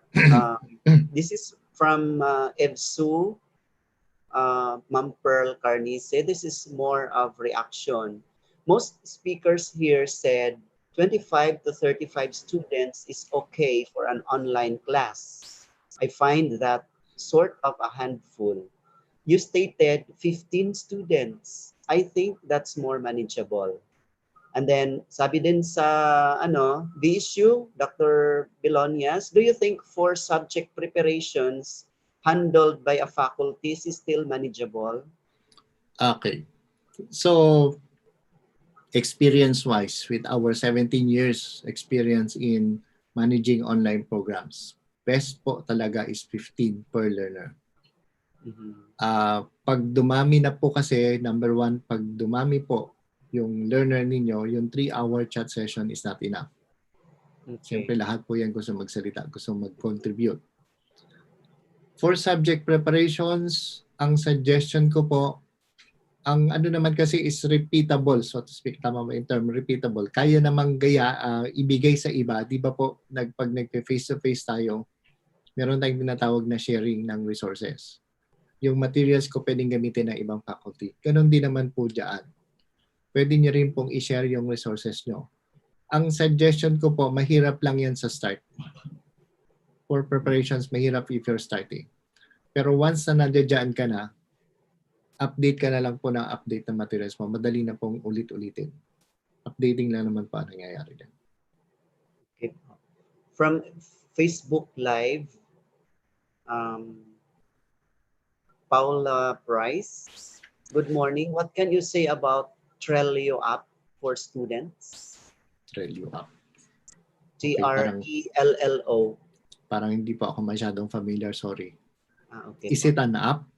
App po, no? Sorry, hindi ko po masyadong hindi ko po na-encounter yung Trello app. Sorry. We would like to request Ma'am Price, Paula Price to provide details kung ano. Sorry po, hindi ako medyo familiar dun sa bagong app na yun. Okay lang po, sir. Day Mary Florano, good morning. Sir, what about in giving exams as one of the most common methods in evaluating students' performance? What is the best online strategy we could most probably adopt? Okay. Ang peer lang po kasi sa isang online exam. Yung peer kasi na pag yung ating pong typical na, di ba po, meron tayong tinatawag na fill in, best parati po is fill in the blanks or most of them yung quantitative, yung nagbibigay siya ng information. Mas prone po kasi yung magpipili ka ng is it letter A, letter B, o letter C. Mas prone po kasi yun sa mga tawag na natin. Meron kasing possible tendency na magkatabi yung dalawang learner sa isang computer station. So there's a possibility na magtanungan sila, ano ba yung sagot mo sa number 1? Ano yung sagot mo sa number 2? Ito ba? Pili ka, letter A ba, letter B? So most of the time, there's a possibility kasi sa experience namin, may mga ganyang sitwasyon, magkakatabi sila sa isang computer station. So there's a possibility na magtanungan. Pero kung ang mga tanong po, most of them is paragraph form. Ang tanong po is critical analytical questions. Mas madali po yan sa... At the moment, may mga nade-develop na po na software na binabasa yung mga analytical responses sa mga questions po na binibigay sa exam. So mas mapapadali na po sa isang faculty yon. Also, may mga software na po na anti-plagiarism software. So madali na po malaman sino yung nagkopyahan. Yun naman po, di ba, sa education, we make sure na wala dapat nagkakopy. So yan po. Mas madali kung mga paragraph questions po ang mga tinatanong natin as compared dun sa mga typical questions na madaling sagot. We have a related question to that, sir, sa FB Live. What would be the best online evaluation method that could be used? Method? Online evaluation Sabi method. ko nga po kasi, wala naman pong, ang thinking lang naman po natin is wala naman talagang kinaiba ang face-to-face at online evaluation. Ang difference lang po is mas madali nating malalaman yung sagot as far as online is concerned. So kung ano po yung successful tayo sa ating methodology, yun na rin po ang gamitin natin. Ang suggestion ko lang po, if your intention is to make sure na walang plagiarism na mangyari, better po na questions natin ay in paragraph format instead of yung just papili lang sila ng mga sagot sa mga tanong. Mga ganun po ang suggestion. Sorry, I forgot the terminology for that. Okay. So from Joel Ray Acob, I think this is from YouTube. What if one has to use his own published article as example in his or her module? Are there any violations attached to it? Is there a need to still ask permission from the publisher?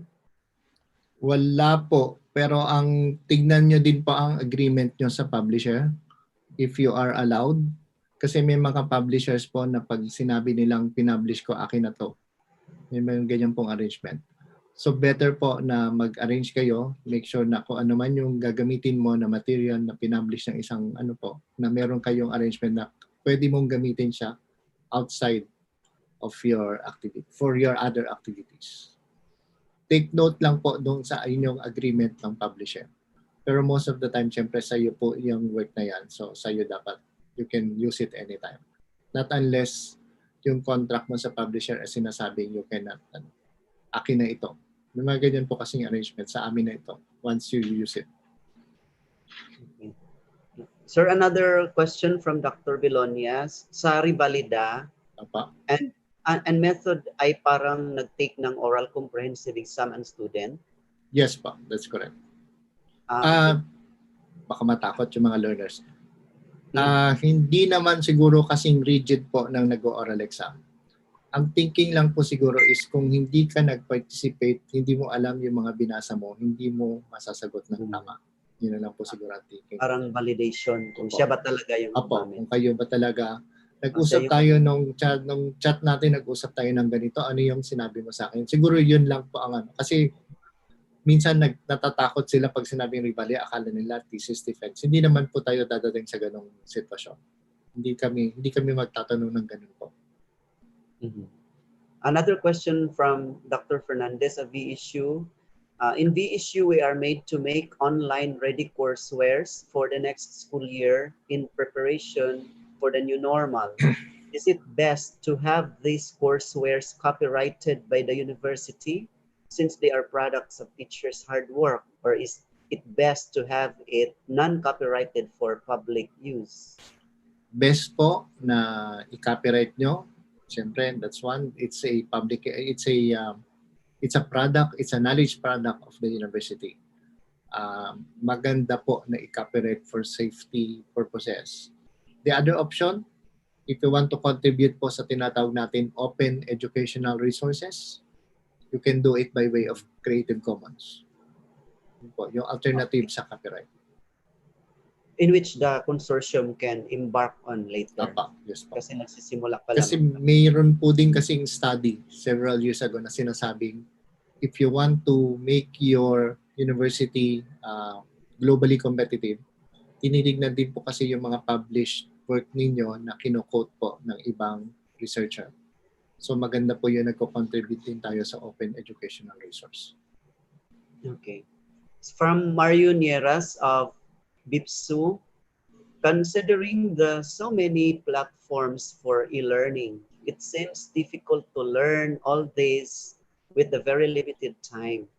Do you think specializing with at least one platform proper at this time? Yes po. Yun lang suggestion ko.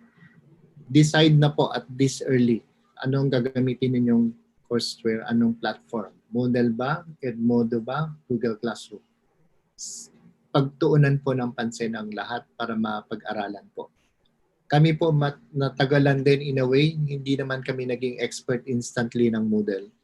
Based on experience lang din po yun. Marami din po kami pinagdaanan before we finally believe na kami po ay expert na sa Moodle at this point. I think the consortium has already agreed that we will use Moodle. Kasi yun din ang suggestion ng technical working group of the Commission on Higher Education. Yes, pa. And from Steven Jensen Balo, Sir, tanong ko lang po kung capable ba ang Moodle ng offline mode yung nakaka-access pa rin sa mga contents kahit wala ng internet access? Ang computer naman po kasi natin, di ba, meron po tinatawag na offline, offline mode pa ang computer natin usually. So nakaka-share po yan. Yung ano man po yung mga naiwan na traces and everything, makikita din po natin offline. So kaya din naman po most of the time. Meron din pong functionality yon, if I'm not mistaken, meron siyang pwede mong ma-access sa outside. Sa sitwasyon po namin ngayon, ang Moodle namin, nagawa na namin, even at this point, nagawa na namin siya accessible na rin po sa mobile phones. So hindi lang siya nakikita mo, hindi mo lang ngayon kailangan laptop, mobile phone magagamit mo na rin. Kung ang itsura ng Moodle sa laptop, ganoon din ang itsura sa mobile phone. So naggagawan po yan ng paraan sa loob ng programmer na ma-access yung certain aspects lang po, hindi naman yung buong buo. So anyway, we have a time for the LMS familiarization later kasi nasa module development pa po tayo na ngayon ang stage ng ating capability building. So don't worry, Sir Balo, kasi mayroon tayong time for that. So we have another question coming from YouTube, coming from Ma'am Perlita Vivero. What does Shimeo Inotech advise in terms of values integration in the LMS?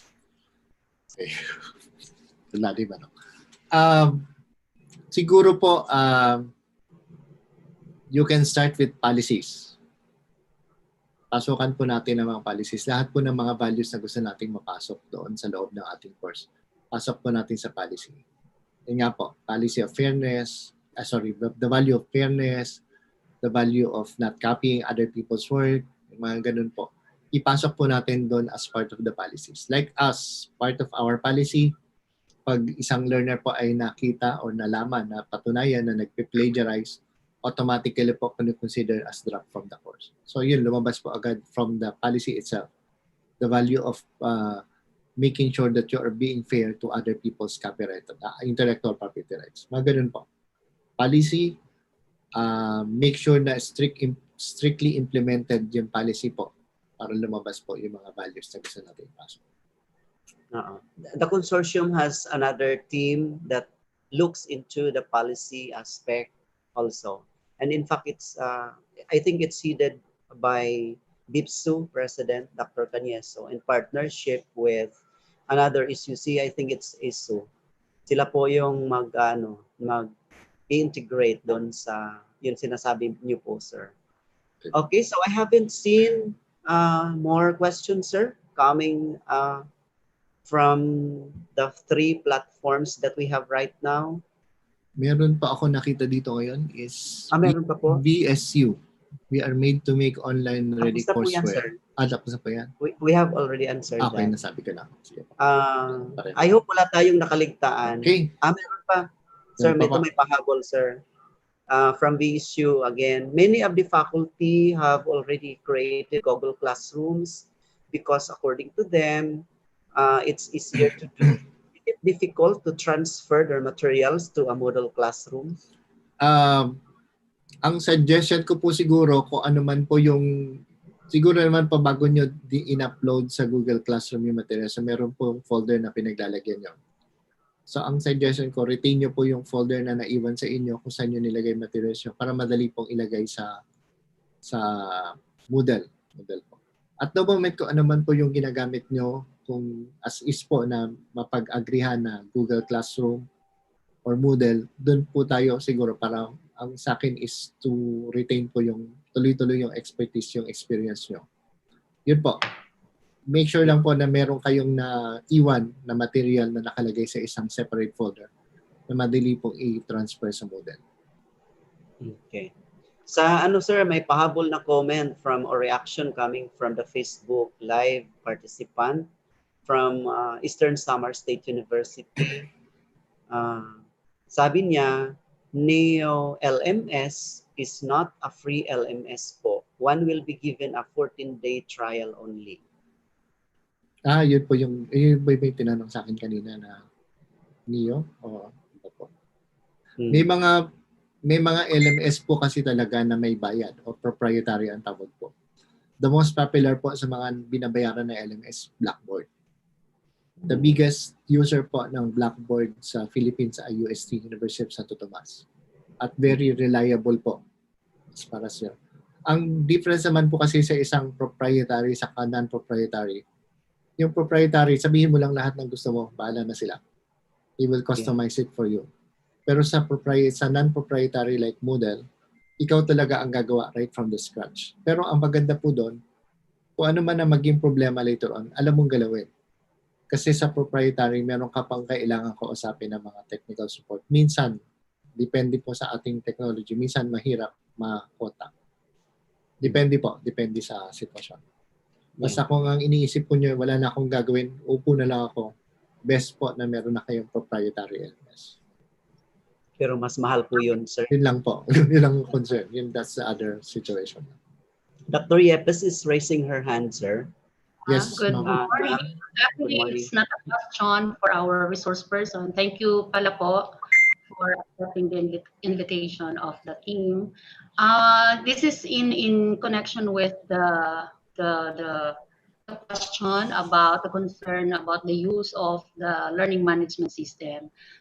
This is to inform all the participants, all the faculty members of the 10 SUCs that after the production of your learning packets, learning chunks, we will continue with our training and capacity building. During that time will be on the LMS orientation. And of course, you will be oriented how to use the learning management system, particularly the Moodle platform, and then of course, how to personalize the use of the learning management system of your respective universities. So it's not free because these initiatives are designed for all of us, for all the faculty members, before the opening of classes come August 2020. Thank you. Thank you, Ma'am Ivy. Ang question ni Ma'am Daisy Capon coming from the YouTube Live, I think nasagot na po ito kasi nagtatanong lang siya kung ma-access pa rin po ba ang mga content sa Moodle kahit walang internet connection. So I think this was answered earlier. And sir, may tanong po si Ma'am Perlita Vivero, would we be allowed to adapt the CIMEO Enotech LMS format? Pwede naman po. Depende sa sa request, depende sa agreement po later on. Basta ang suggestion ko po, ang request is just send us a request po. When do you want to start, and then let's agree on certain matters po. Wala naman po, marami naman po na nag-adapt ng aming learning management system and format. One school actually is nasa sa Region 6 po, si West Visayas State University. In-adapt po nila yung aming format. Si Ma'am Chudora Pixon sa YouTube Live. Sir, ask ko lang po if what would be the best recommendation for the assessment in mathematics subjects. Thank you so much. Assessment ng mathematics subjects daw po. Mahirap din tanong po. Based po doon sa mga nakakausap ko na gumawa na sa universities, meron po silang analytical questions din po siguro at the most. Meron din po kasing programmable po na tinatawag natin. Pwede po siyang ma-program na mga questions mo na automatic lalabas yung tamang sagot doon po. Ang suggestion ko po, best po na mag-communicate po kayo sa programmer kasi pwede po i-program yan sa loob ng model na bawat tanong mo may lalabas afterwards, tama ba yung computation mo, and then meron pang analytical response. Bakit mali ang question mo? Ito yung mga sagot. Ito dapat ang naging approach mo. Kaya pong lumabas yan. It's just a question of programming po. Sa experience ko po, hindi ko masabing hindi siya basta-basta magagawa na ganun kadali. Kailangan po natin ng programmer for that. Okay. Thank you so much. I think we have covered all questions. Wala na pong wala na pong questions sa tingin ko from Zoom, from FB Live, and even from YouTube Live. So sir, ibigay ko uli sa inyo po kasi mayroon pa po tayong activity. Maraming salamat po for participating. Please stay kasi hindi pa po tayo tapos. Okay. So, bibilisan ko na lang po. Ang second of ano po natin actually is on the materials preparation na po tayo dun sa ating second portion. Okay? So, ito na po yung tinatawag nating module.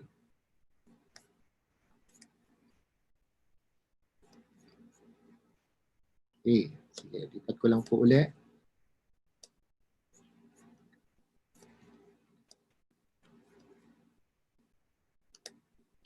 Okay, so good afternoon everyone again. Good morning, sorry. Good morning pa rin. So focus natin po ngayon is developing self-instructional modules. So at the end, these are the objectives of the session. So as mentioned earlier, this afternoon, I am expecting you or we are expecting you to apply the writing tips to the development of a sample learning chunk or a portion of your module using the 4A's approach. Topic outline, we'll talk about first some definition of terms, and then at the end, we'll talk about the visual design. If your intention is to develop a printed version of the modules. So some definition of terms. What are the terms? What do we mean by the term self-instructional modules and instructional materials? Self-instruction, as mentioned, is a method used to provide or design instructional activities for independent learning. These are self-contained instructional activities. Modules are, as mentioned earlier, a learning package for achieving pre-specified objectives. Self-instructional learning materials are described as any learning resource that can be used by a learner without the presence of a teacher. Okay, so the self-instructional method covers the following. It's effective for learning in the cognitive and psychomotor domains, where the goal is to master information and apply it to practice. It's effective for introducing principles and step-by-step guidelines prior to demonstration of psychomotor skills. Self-instructional modules comes in the form of workbooks, study guides, workstations, videotapes, internet modules, and computer programs.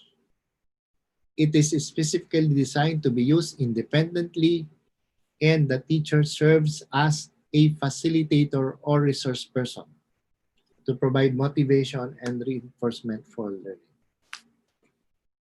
Some descriptions again. How does a typical textbook differ from the modules or the self-instructional modules? Textbooks assume interest while modules arouses interest. Written for teacher use, modules are written for learner use. That's why I call it self-instructional. No indication of study time. Modules gives estimates of study time. Readers' view seldom sought. Learners' evaluation always conducted. Please bear with me. I need to define this very thoroughly so for purposes of developing your own instructional materials later on. Designed for a wide market, the textbooks. Designed for a particular audience, the modules. Rarely state aims and objectives, always give aims and objectives, the modules. Dense content are unpacked for modules. Dense layout, more open layout for modules. There's no study skills advice for textbooks. Modules, you're expected to provide study skills advice. Textbooks can be read passively, while modules require active response. What about the term instructional design? It's a systematic process that is employed to develop education and training programs in a consistent and reliable fashion. Okay. Instructional design also is a framework for developing modules or lessons and is the analysis of learning needs and systematic development of instruction. Again, looking at my earlier presentation, as far as your instructional design, as far as your modules is concerned, you need to look at your expected audience. Who are they? You need to develop a persona of your audience. These are the steps in the development of your self-instructional modules. First, plan and analyze. Then look at the design and the development portion. And then look at the implementation and management. As far as planning and analysis is concerned, you need to look at the following: your needs assessment, the results. As mentioned, your persona, the persona of your target population. The characteristics of the environment, the characteristics of existing and emerging technologies, and that's the time you develop your content outline.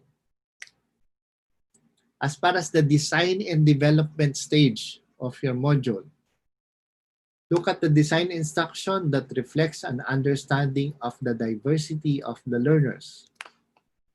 Select or modify existing instructional materials as mentioned. Look at the OERs, or that's the time you curate. And then develop instructional materials. As far as the implementation management is concerned, plan and manage the module development process. Promote collaboration, partnerships, and relationships among the participants in the process. Design an instructional management system. And then evaluate the module development process for effectiveness. Okay? Again, developing self-instructional modules, you look at the plan and you analyze your plan. You design and develop, and then look at your implementation and management. Okay, again, looking at the needs of your learners. I'm sure you're familiar with this. How do we learn and remember? Again, certain authors are saying that this has been based on a Harvard study. Mentioned here, 10% for reading, saying and doing around 90%. Remembering, this is how we remember. 90% when we say and we do. However, based on certain learning, there's a learning pyramid established by Edgar Dewey back in 1954. It does not necessarily mean that is subdivided into percentages, but rather the original pyramid actually covers some ideas on how we learn and do. So one of the aspects that we need to look at is maximizing the use of senses using active learning. Learners do something with the ideas that they learn. And then the question perhaps of why do we need to use active learning? Because it promotes interest and motivation. It helps learners remember, understand, and make use of the ideas, and also develops higher order thinking skills.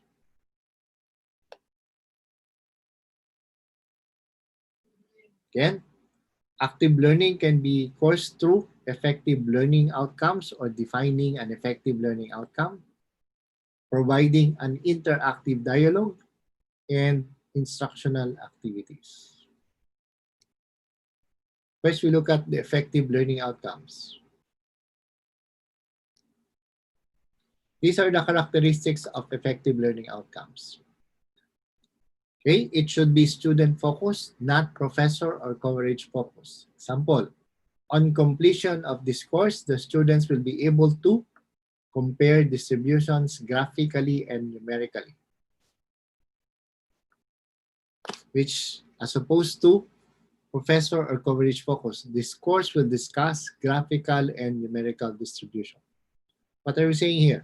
Outcomes. The outcomes is to be able to compare. So better to use it.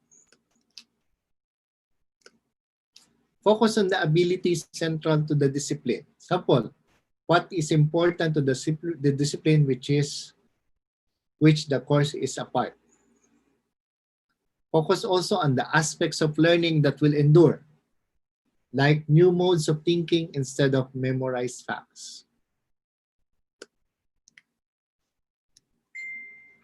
It should be limited to a manageable number, say around 4 to 6, key outcomes that have a realistic chance of being accomplished within a semester or a year. And it should be specific enough to be measurable. Sample. Concepts in mathematics, probability, and statistics. On completion of this module, the students will be able to use mathematical methods to solve quantitative problems, apply mathematics to solve real-life problems, take note of the verbs, the terms, and arrive at conclusions based on numerical and graphical data. Again, building active learning into modules. Let's focus on interactive dialogue.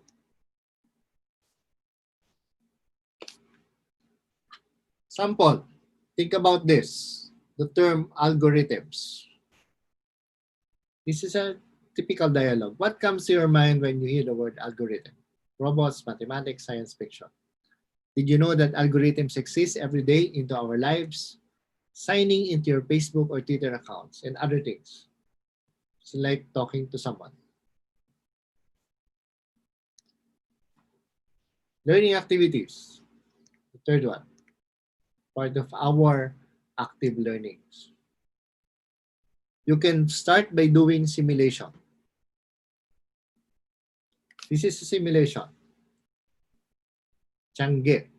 After learning about proportions and percentage, you will now participate in the following buying and selling simulation exercise. You and all of your classmates will bring personal items that you are willing to sell. Each one of you will make a tag price of the original amount of the item and also indicate the percentage with which you are discounting or marking down the item. Both buyer and seller should accurately determine the discounted price. Haggling will be allowed. Again, simulation of a changge. Do it by way of games. This is a game, bragging rights.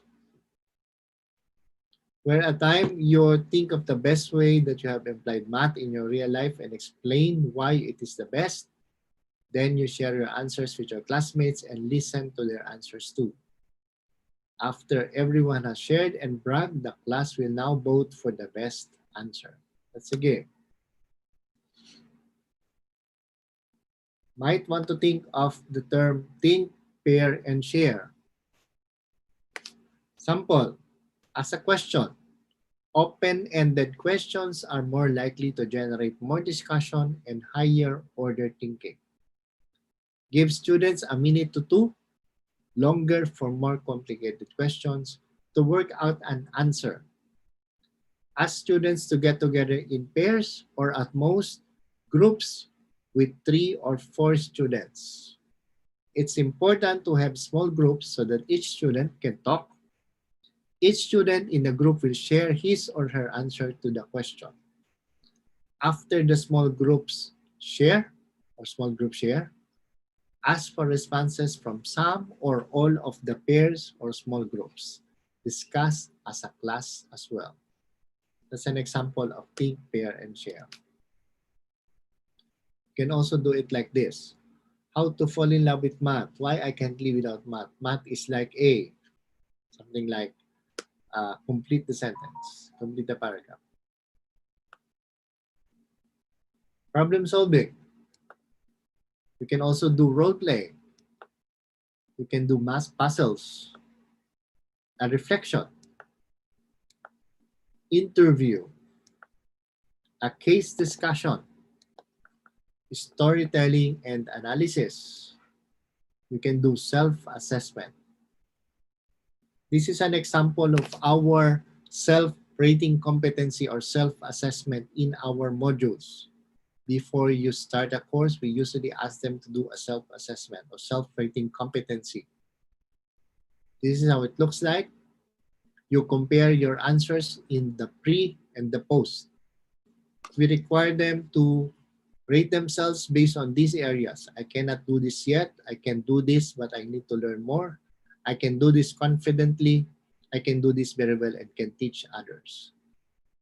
This, we ask them to do it by way of a pretest. And at the end of the module, we ask them to accomplish this questionnaire as well for our post-test. And then that would be an opportunity for them to compare their significant learnings. The Moodle has been programmed in such a way that the responses for the pre and the post test can be compared and can be analyzed as well by the facilitator. As far as your activities are concerned, take note of this checklist. Is the purpose clear? Is the activity relevant? Is the level of difficulty appropriate? Are the instructions clear? Think of this. Additionally, are the activities varied and interesting? Are activities realistic? Is there a feedback mechanism? Some tips on writing. I think we've seen this earlier from my earlier presentation, so I need to talk about it. Most of which is just simply apply the 4 A's of adult learning.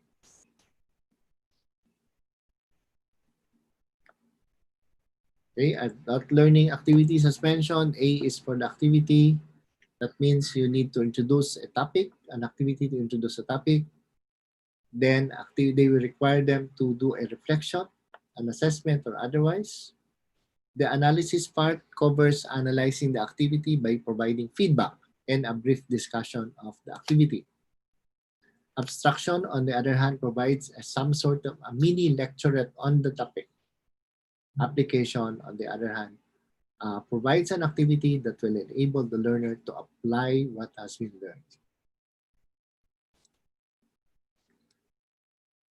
Okay, seen this earlier.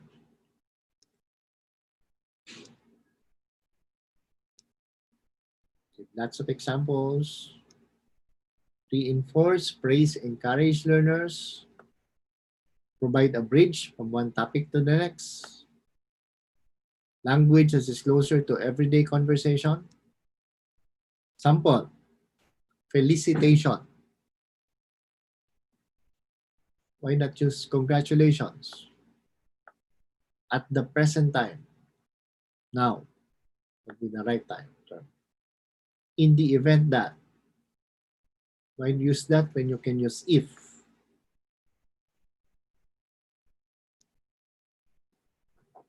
Okay. Cut out surplus words. Use short words. Explain technical words. Example. One way to categorize lesson objectives and thinking levels is by using taxonomy. So we are explaining taxonomy as a means to classify or put things in an orderly arrangement. Okay, again, you're explaining. Okay. Keep sentences short, not more than 20 words. Use active rather than passive statements. Okay, do not use the word changes were made, but rather we made changes. And exercise sensitivity to groups and cultures. You look at the visual design as well. This is our printed version of our modules. Look at the design. There are lots of white spaces.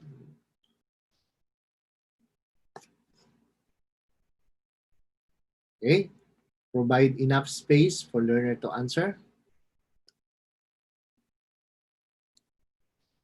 Use plenty of white spaces or space.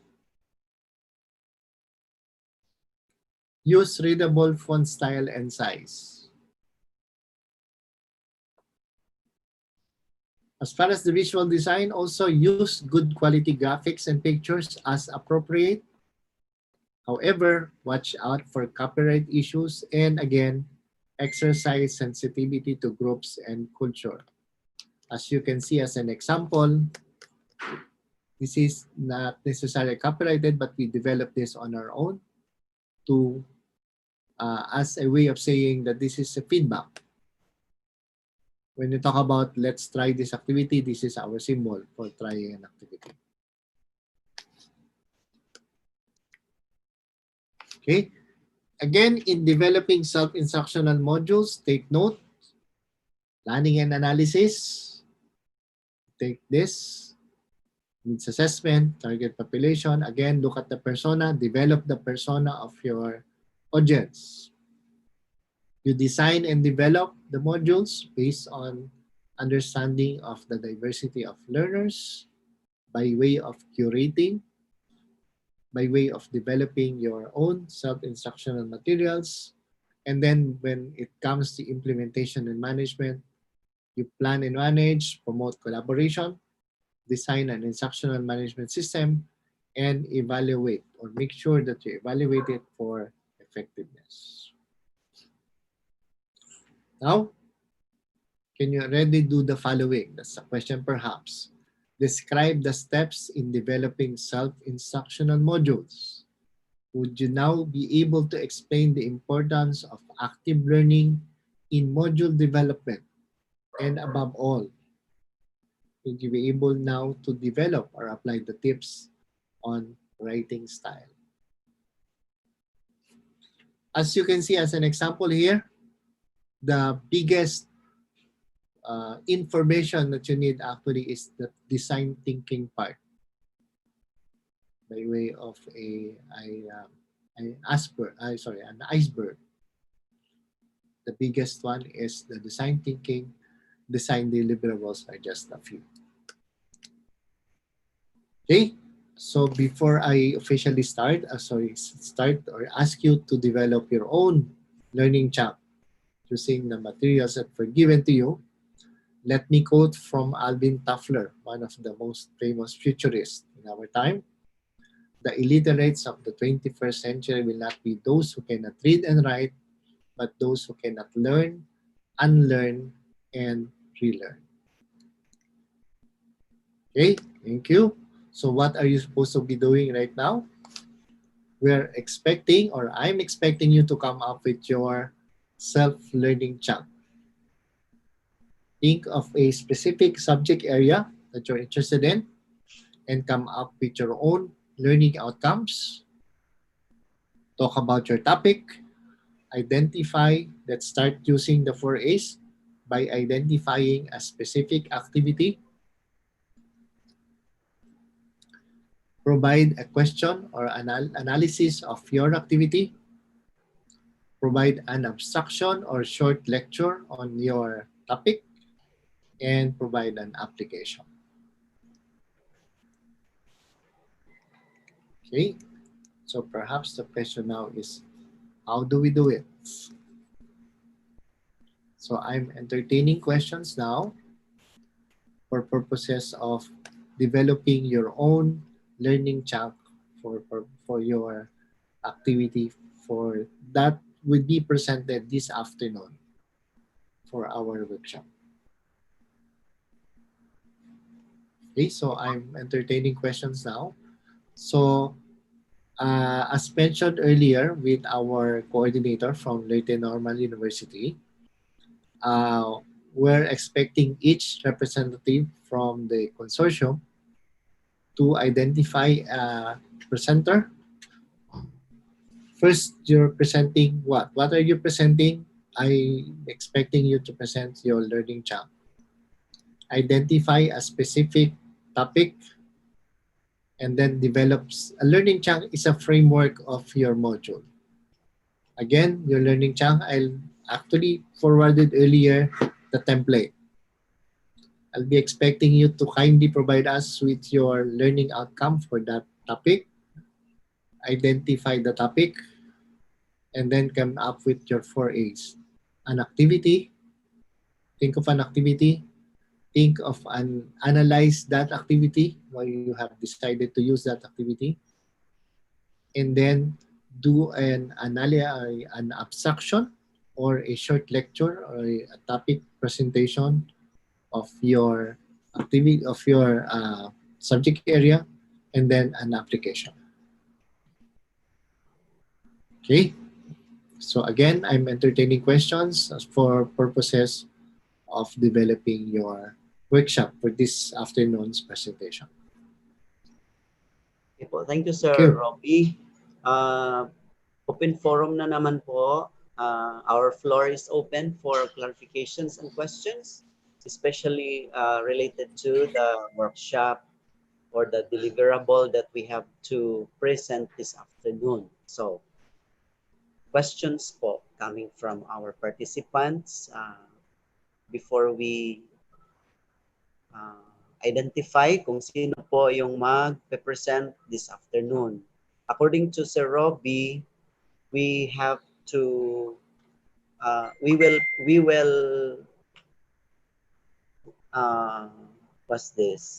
give time for the 10 SUCs, one for each SUC. Tama po ba, Sir Robbie? Yes, sir, that's correct po. Kasi 10 tayo, 10 SUCs tayo, and it's up for us how we will come up with an output.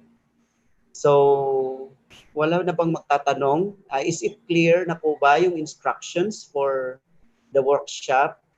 Kasi based on the participants in the Zoom, we will identify kung sino yung magpe-present. Kasi only those who are in the Zoom can interact with us. Sir Orly, are you still there?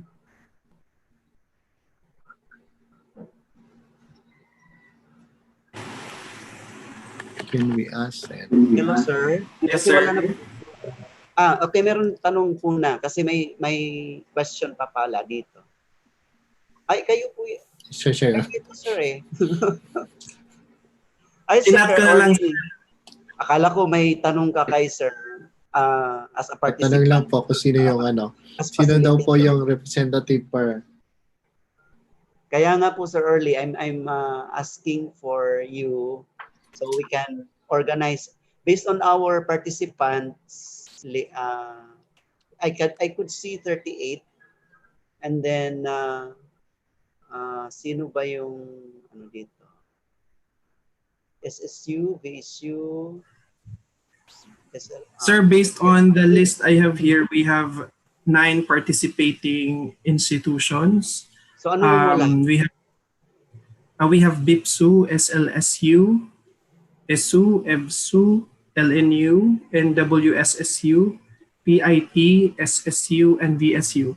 Perhaps po we can ask the representatives kasi po most of those who are present in the Zoom, they are identified as local trainers po. So maybe we can ask each of the institution para po ma-identify natin yung kanilang representatives. For SLSU, sir, si Sir Josh Idson Ordis. Sa VSU, si Sir Romeo Toring.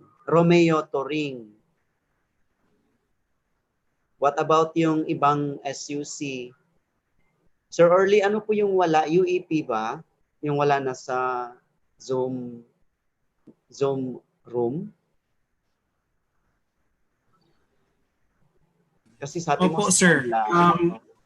Baka hindi lang po naka-rename din, sir. Can they please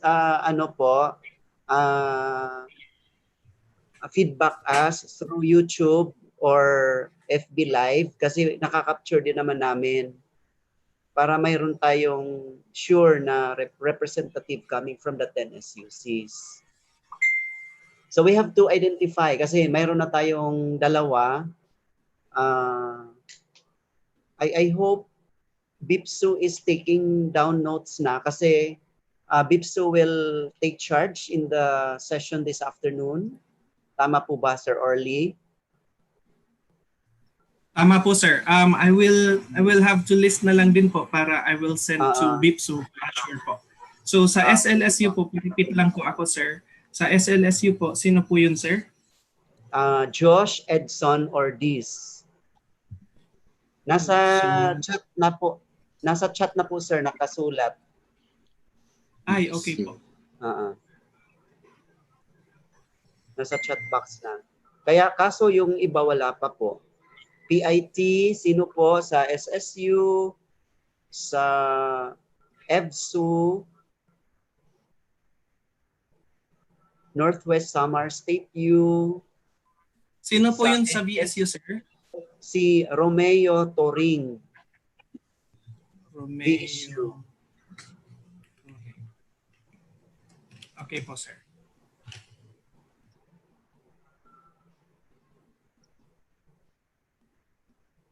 What about from other SUCs? Biglang naging 37 ang participants. May 2 umalis. Sir Orly, di ba ito yung ano? Ito po sila yung participants natin na binigyan ng Zoom link ay ang mga trainers. We have 5. Yes po, we have 5 rooms per institution for trainers and the rest po for their administrators, sir. So this is a combination of local trainers and institutional administrators po. Apo. So maybe we can consult the content dev representatives from each SUC kung sino po yung magpe-present ngayong hapon.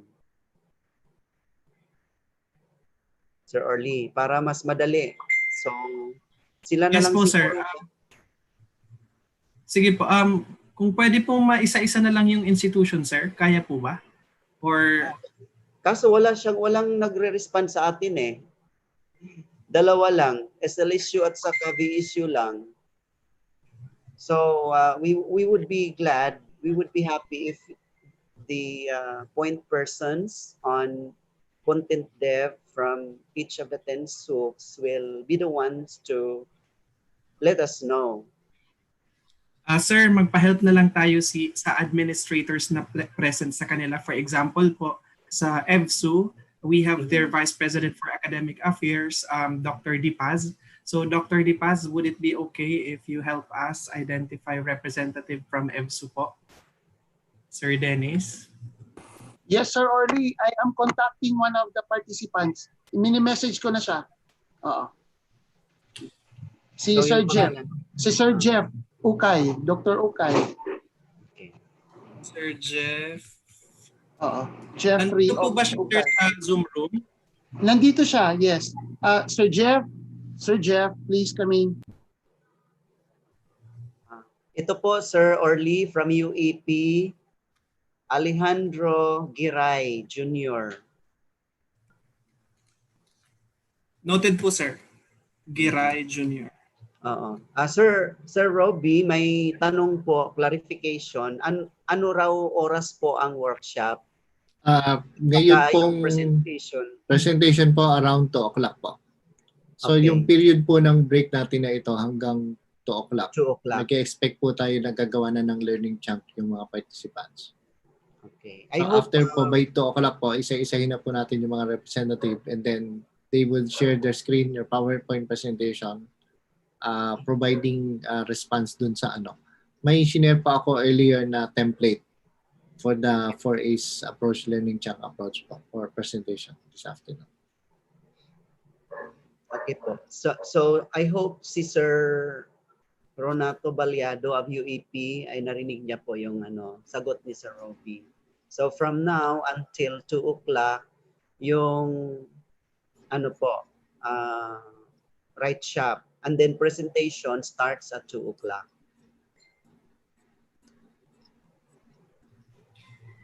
From LNU po, the Vice President for Student Development is present, Dr. Macalinaw.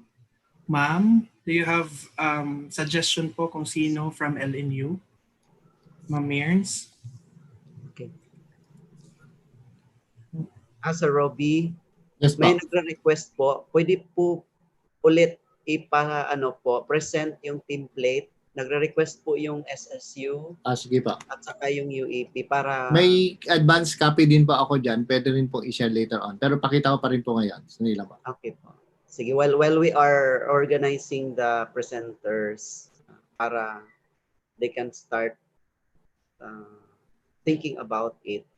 Sige po. So we will continue. Sino pa po yung from BIPSU? Ito po yung laman ng template. So, learning chunk po ang expect natin sa kanila. I-identify po doon sa kanila ano po yung topic. Siyempre, lagi po yung topic dito sa taas. Ano yung kanyang subject area na gusto niyang mapag-usapan. And then, ano po yung learning outcomes. Develop a learning outcome po. And then, dito po yung subject area. Anong subject po ang gusto niya ituro? Kunwari, mathematics focusing on, let us say, mathematics. Something like probability, something. Ganun po. Or science, focusing on biology. A certain topic in biology. Let us say yung, then learning outcomes. Sabihin po dito sa baba ano yung topic na gusto niyang pag-usapan. Hindi man po lahat ng buong biology i-discuss. A certain portion lang po muna ng subject na biology. Let us say concentrated on something to let us about plants. Mga ganun po ang kanyang topic ng araw na yan. Ano yung activity po niya gustong gawin? Either presentation, a video presentation, or yung mga binigay ko po kanina examples. You can do a think, pair, and share. You can do a bragging rights activity. You can do a case study. You can start that as an activity. And then, you analyze the activity. You provide a statement on how you analyze the activity.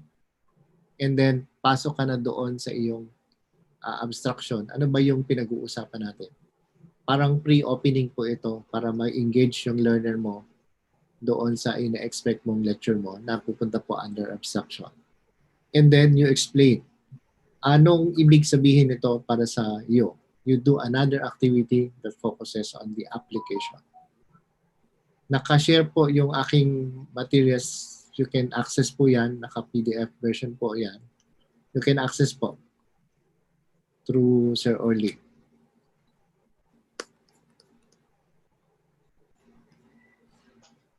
Okay, sige po. May question maybe, pa po. Okay. Okay na po sir, clear naman po yung instructions. Sa amin, mayroon kasi kaming isang subgroup dito sir na in charge po sa students onboarding. Tapos gagawa rin po kami ng module para sa students onboarding.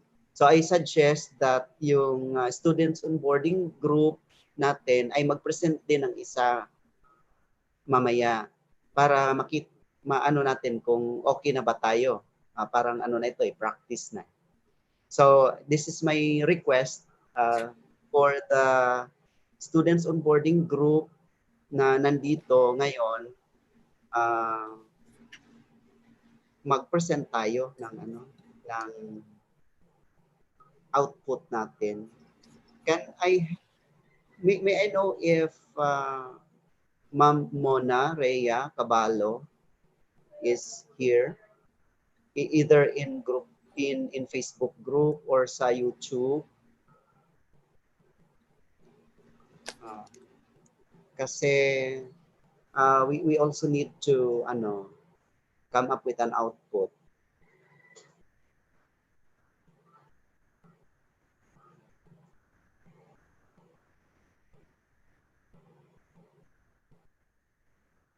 Okay, Sir Orly. Sir, so far po we have 4 confirmed representatives. So from SLSU, it's either Sir Josh or Sir San Juan. San Juan, VSU sa SLSU San Juan campus siya, sir. Sir. Okay, VSU Romeo Turing. Sa EVSU po si Sir Jeff. Hindi ko lang po nakuha yung family name, Dr. De Paz. And then Dr. Okay po. Okay. Jeffrey Okay. Noted po, sir. Thank you po. Okay, thank you. And then sa UEP naman po, si Sir Alejandro Giray Jr. We are still waiting for the other representatives from other institutions. From VSU po, I think nandito po si Dr. Bilonias, their Vice President po. I think she could help us po. Dr. Bilonias, are you there po? Mayroon na po sila, sir, sa VSU. Si Mr. Romeo okay. Turing. Sorry po. Sa SSU, Ma'am Sherry Ann, can you help us po identify representative? Dr. Orlando, we are still looking for the presenter, but we will have one presentation from Samar State University. So the presenter will just use my desktop here, my laptop here. Okay, but we will have one presentation from the university. Okay, ma'am. Noted, ma'am. Opo. Thank you, Dr. Orly. Thank you po. From LNU, do we have Ma'am Mirna na po?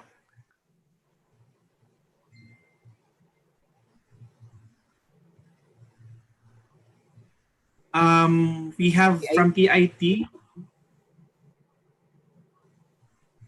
Ma'am Beltran, Ma'am Virginia Beltran. From BIPSO, sir, Orly, si Paul Matthew Bentor. BIPSO, Paul Matthew Bentor. Noted po, sir. Thank you.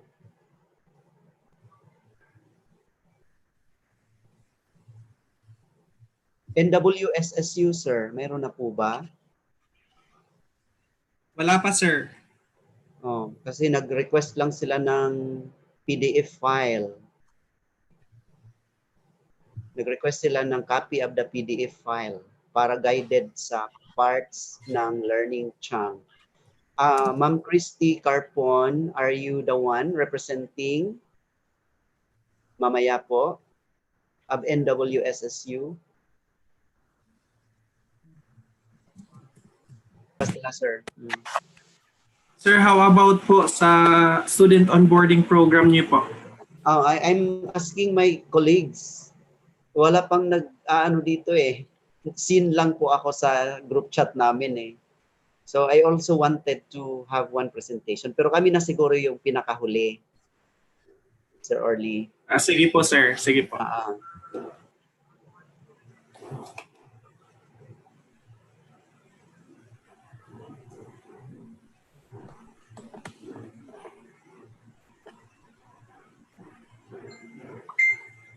Sir, may nagre-request, Sir Robbie. Nagre-request dito kung mayroon daw po bang sample ng Sige po, learning papadala chunk. pa ako ng ano. Request ko lang po, wag niyo pong ipapakita ba nakakahiya sa may-ari ng ano. Sample lang po ito, i-share ko po sa inyo. Thank you po, Sir Robbie. For your info lang po ito. Bigay ko po kay Sir Orly ngayon. Noted po.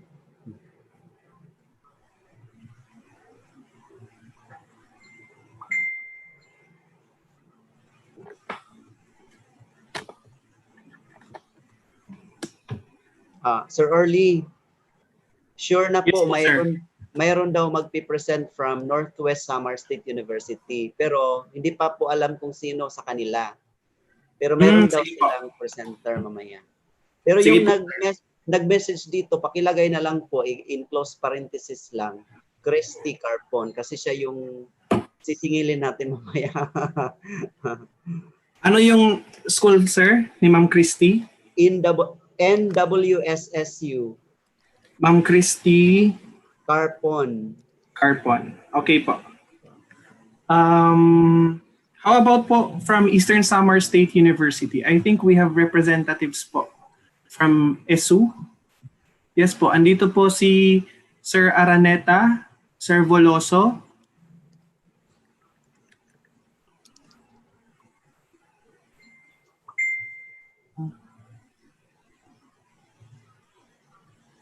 Si Ma'am Debbie Joyce Boloso.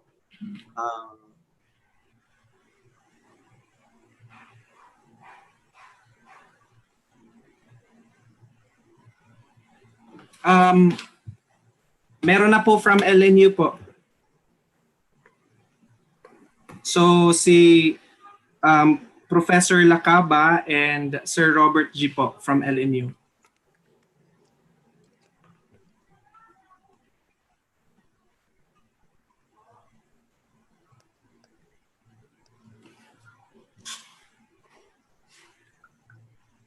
So Eastern Samar State University po.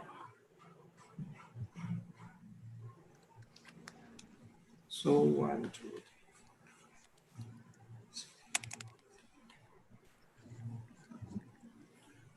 Sir Ramirez, Yes, Sir I Orly. think we are okay na po. I will just contact Eastern Samar State University, but we can Sige. proceed na lang po. I think isa na lang po yung kulang. And Yun I lang. will just share to them the file via group chat and Zoom chat kung ma-receive ko na po coming from Sir Robbie. So we can proceed na po, Sir Ramirez. So I'll give the floor back to our resource person kasi I think wala na pong tanong, and then we will spend time na lang po for writing para sa output mamaya. Opa. Di ba, Sige sir? po. Robbie, Again po, ulitin ko po yung papadala ko po itong, lalagyan ko rin po siya ng yung mga part ng learning chunk na yun, yung pinag-uusapan po ay abstraction, application, and everything. Ibigay ko po yun ngayon in a few minutes. But again, for the meantime, meron po ba tayong tanong, ano yung mga what to do, or clear po ba yung instruction? I think, sir, wala na po. Yun lang ang gusto ng marami, sample po. Sige, papadalad ko po kayo. Mapabilis yung paggawa. And then I will also share a portion of the modules po ng CMU and ETEC for your appreciation. Sige, Sir Orly, how do we access that sample coming from Sir Robbie? Ano ko lang po, ibubuksan ko lang po ngayon, ipadala ko po ngayon kasi Orly. Nagkamali ako ng pag-save. Hello, Sir Orly. Sir, opo, sir. So, sa iyo daw ipapadala ni Sir Robbie yung sample. So, we also need to access that. So, paano po namin yan makukuha now? Kasi lunchtime na po, magla-lunch break na tayo, and then we barely have 1 hour to do it kasi 2 o'clock na ang presentation. Okay, sir. I will send the file via Zoom chat. Pwede naman pong nag-attach ng file dito sa Zoom chat.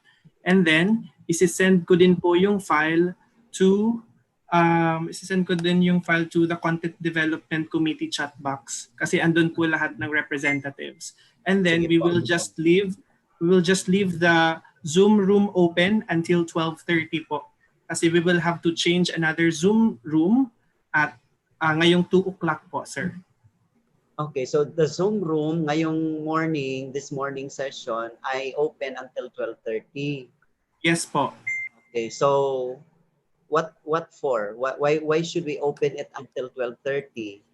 So that they could access the file, sir. Okay. Yes Kasi po. pwede naman kasi doon na sa ano natin, sir, sa content dev na group chat. Okay lang din po, sir. Sige. To update you, sir, po, na-send ko na po sa content development team. May I just ask from the participants or representatives dito po sa Zoom kung na-access na po nila para po okay na po tayo to leave this Zoom room para we have to enter na lang the second or the next Zoom room. Yes po. Kasi ano yan kasi ang management natin sa sessions, mahihirapan tayo kasi may susunod na session ngayong hapon. So, Sir Dean? during lunchtime, yes. Yes po. Sir Dean? Si Ma'am Sherry Ann po ba? Opo. Yes po, Sir Dean. Yes, ma'am. May we know what's the order of presentation for this afternoon's activity? Ano po yung order ng presentation? I'll turn over you to Sir Orly, ma'am. Kasi Sir Orly yung overall dito. Sir Orly, kayo na siguro kasi I'm leaving as a facilitator and another facilitator will take over this afternoon. Opo, So, ano sir. po yung However po, sir, I think the one who will decide po will be the host this afternoon to, Oh, okay. this is to respect po the time of their hosting. So if representatives po coming from BIPSO are here, maybe they could share the way, I mean the sequence of presentation. And I'm sure po that they are already aware that this afternoon will be the presentation kasi po they were already given instructions and together with the documents needed po for the presentation this afternoon. So can we hear po representatives from BIPSU as to what your plans po for the presentation this afternoon? Sir, good morning. We still haven't heard from Sir Jason regarding the plan for this afternoon. Hello po? Yes po? We haven't heard yet from Sir Jason Ang regarding the plans for the session this afternoon, the flow. Okay po. So Sir Jason po yung naka-assign? They're still planning it with together with the presidential management team po. Okay. Ma'am Sherry Ann, Dr. Sherry Ann, Yes would that yes be po, okay Doctor. po to would that be okay if the BIPSO representative as the host this afternoon will just share the dynamics Yes, of sir. the presentation before we start the session this afternoon po? Yes, sir. Yes, sir. We will just Opo. wait this afternoon. Opo. Thank you so much po. Thank you so much. Thank you.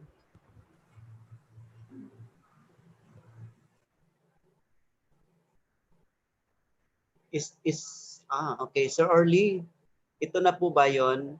Nag-share na si ano? Nag-share po ako, nandiyan po lahat ng file na pwedeng gamitin, including examples po na learning chunk and a short example of a module of Unitech for comparison purposes. Thank you, Sir Robbie. Sige pa. I hope all our participants and the representatives, especially those who will be presenting this afternoon, is able to grab this link coming from Sir Robbie.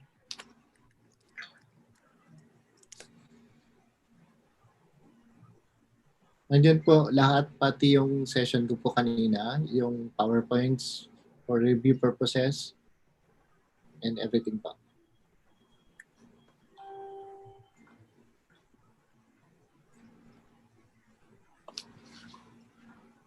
So, kunin ko na lang po later on sa inyo yung queue kung sino po yung mag-start ng presentation. Again, sa pag-sharing mamaya, kanya-kanya na lang po ng pag-share ng screen for presentation purposes. Opo, sir. Naka-online pa rin po ba tayo sa YouTube? Hindi na po. Tatigil na tayo. Sir Orly, tanong po ni Sir Robbie. Ano po yun, sir? Naka-offline, naka-online pa rin po ba? Naka-live pa po ba tayo sa YouTube? Hindi na rin. Naka-live pa rin po tayo, sir, including this afternoon, sir. Okay po. Opo. Basta po for purposes of presentation, yun na lang po ipakita natin yung output na po nila for this afternoon.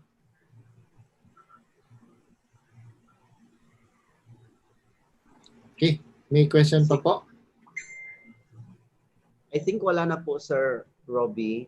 Sige po. So, mamayang hapon kasi, iba na po yung magpa-facilitate. It's okay coming from the Biliran Province State University. So, to everyone, especially to our resource person, Dr. Juan Roberto Roby Macale of CMEO Enotech. Thank you so much, sir, for imparting to us.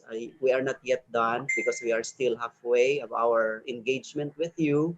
And to our participants from the Zoom room, from the FB Live, and from the YouTube Live, thank you so much for actively participating. I hope we are learning and we will be able to, I think this is the first time that we will be having a right shop. So we will be able, it's our desire that this afternoon each SUC will be able to present an output. And to the management of this webinar, Leyte Normal University and PIT, of course, the CHED Regional Office for hosting, and to our SUC presidents who have been supporting us. Thank you very much for your active participation. See you this afternoon session. Again, this is Ding Ramirez from the Southern Leyte State University saying bye for now. God bless us all. Keep safe. Sir, yung attendance po, pwede pong pa-share natin? Attendance this morning. Okay, so has it been i-share pala natin. Ako na lang sir, mag-share. Sir, please na lang, Sir Orly. Thank you so much. We request all our participants to be registered as an official participant for this morning's webinar. So the link is being shared on screen by Sir Orly. Kindly grab it and have an attendance, please, even if you are just in YouTube Live or Facebook Live. Thank you po.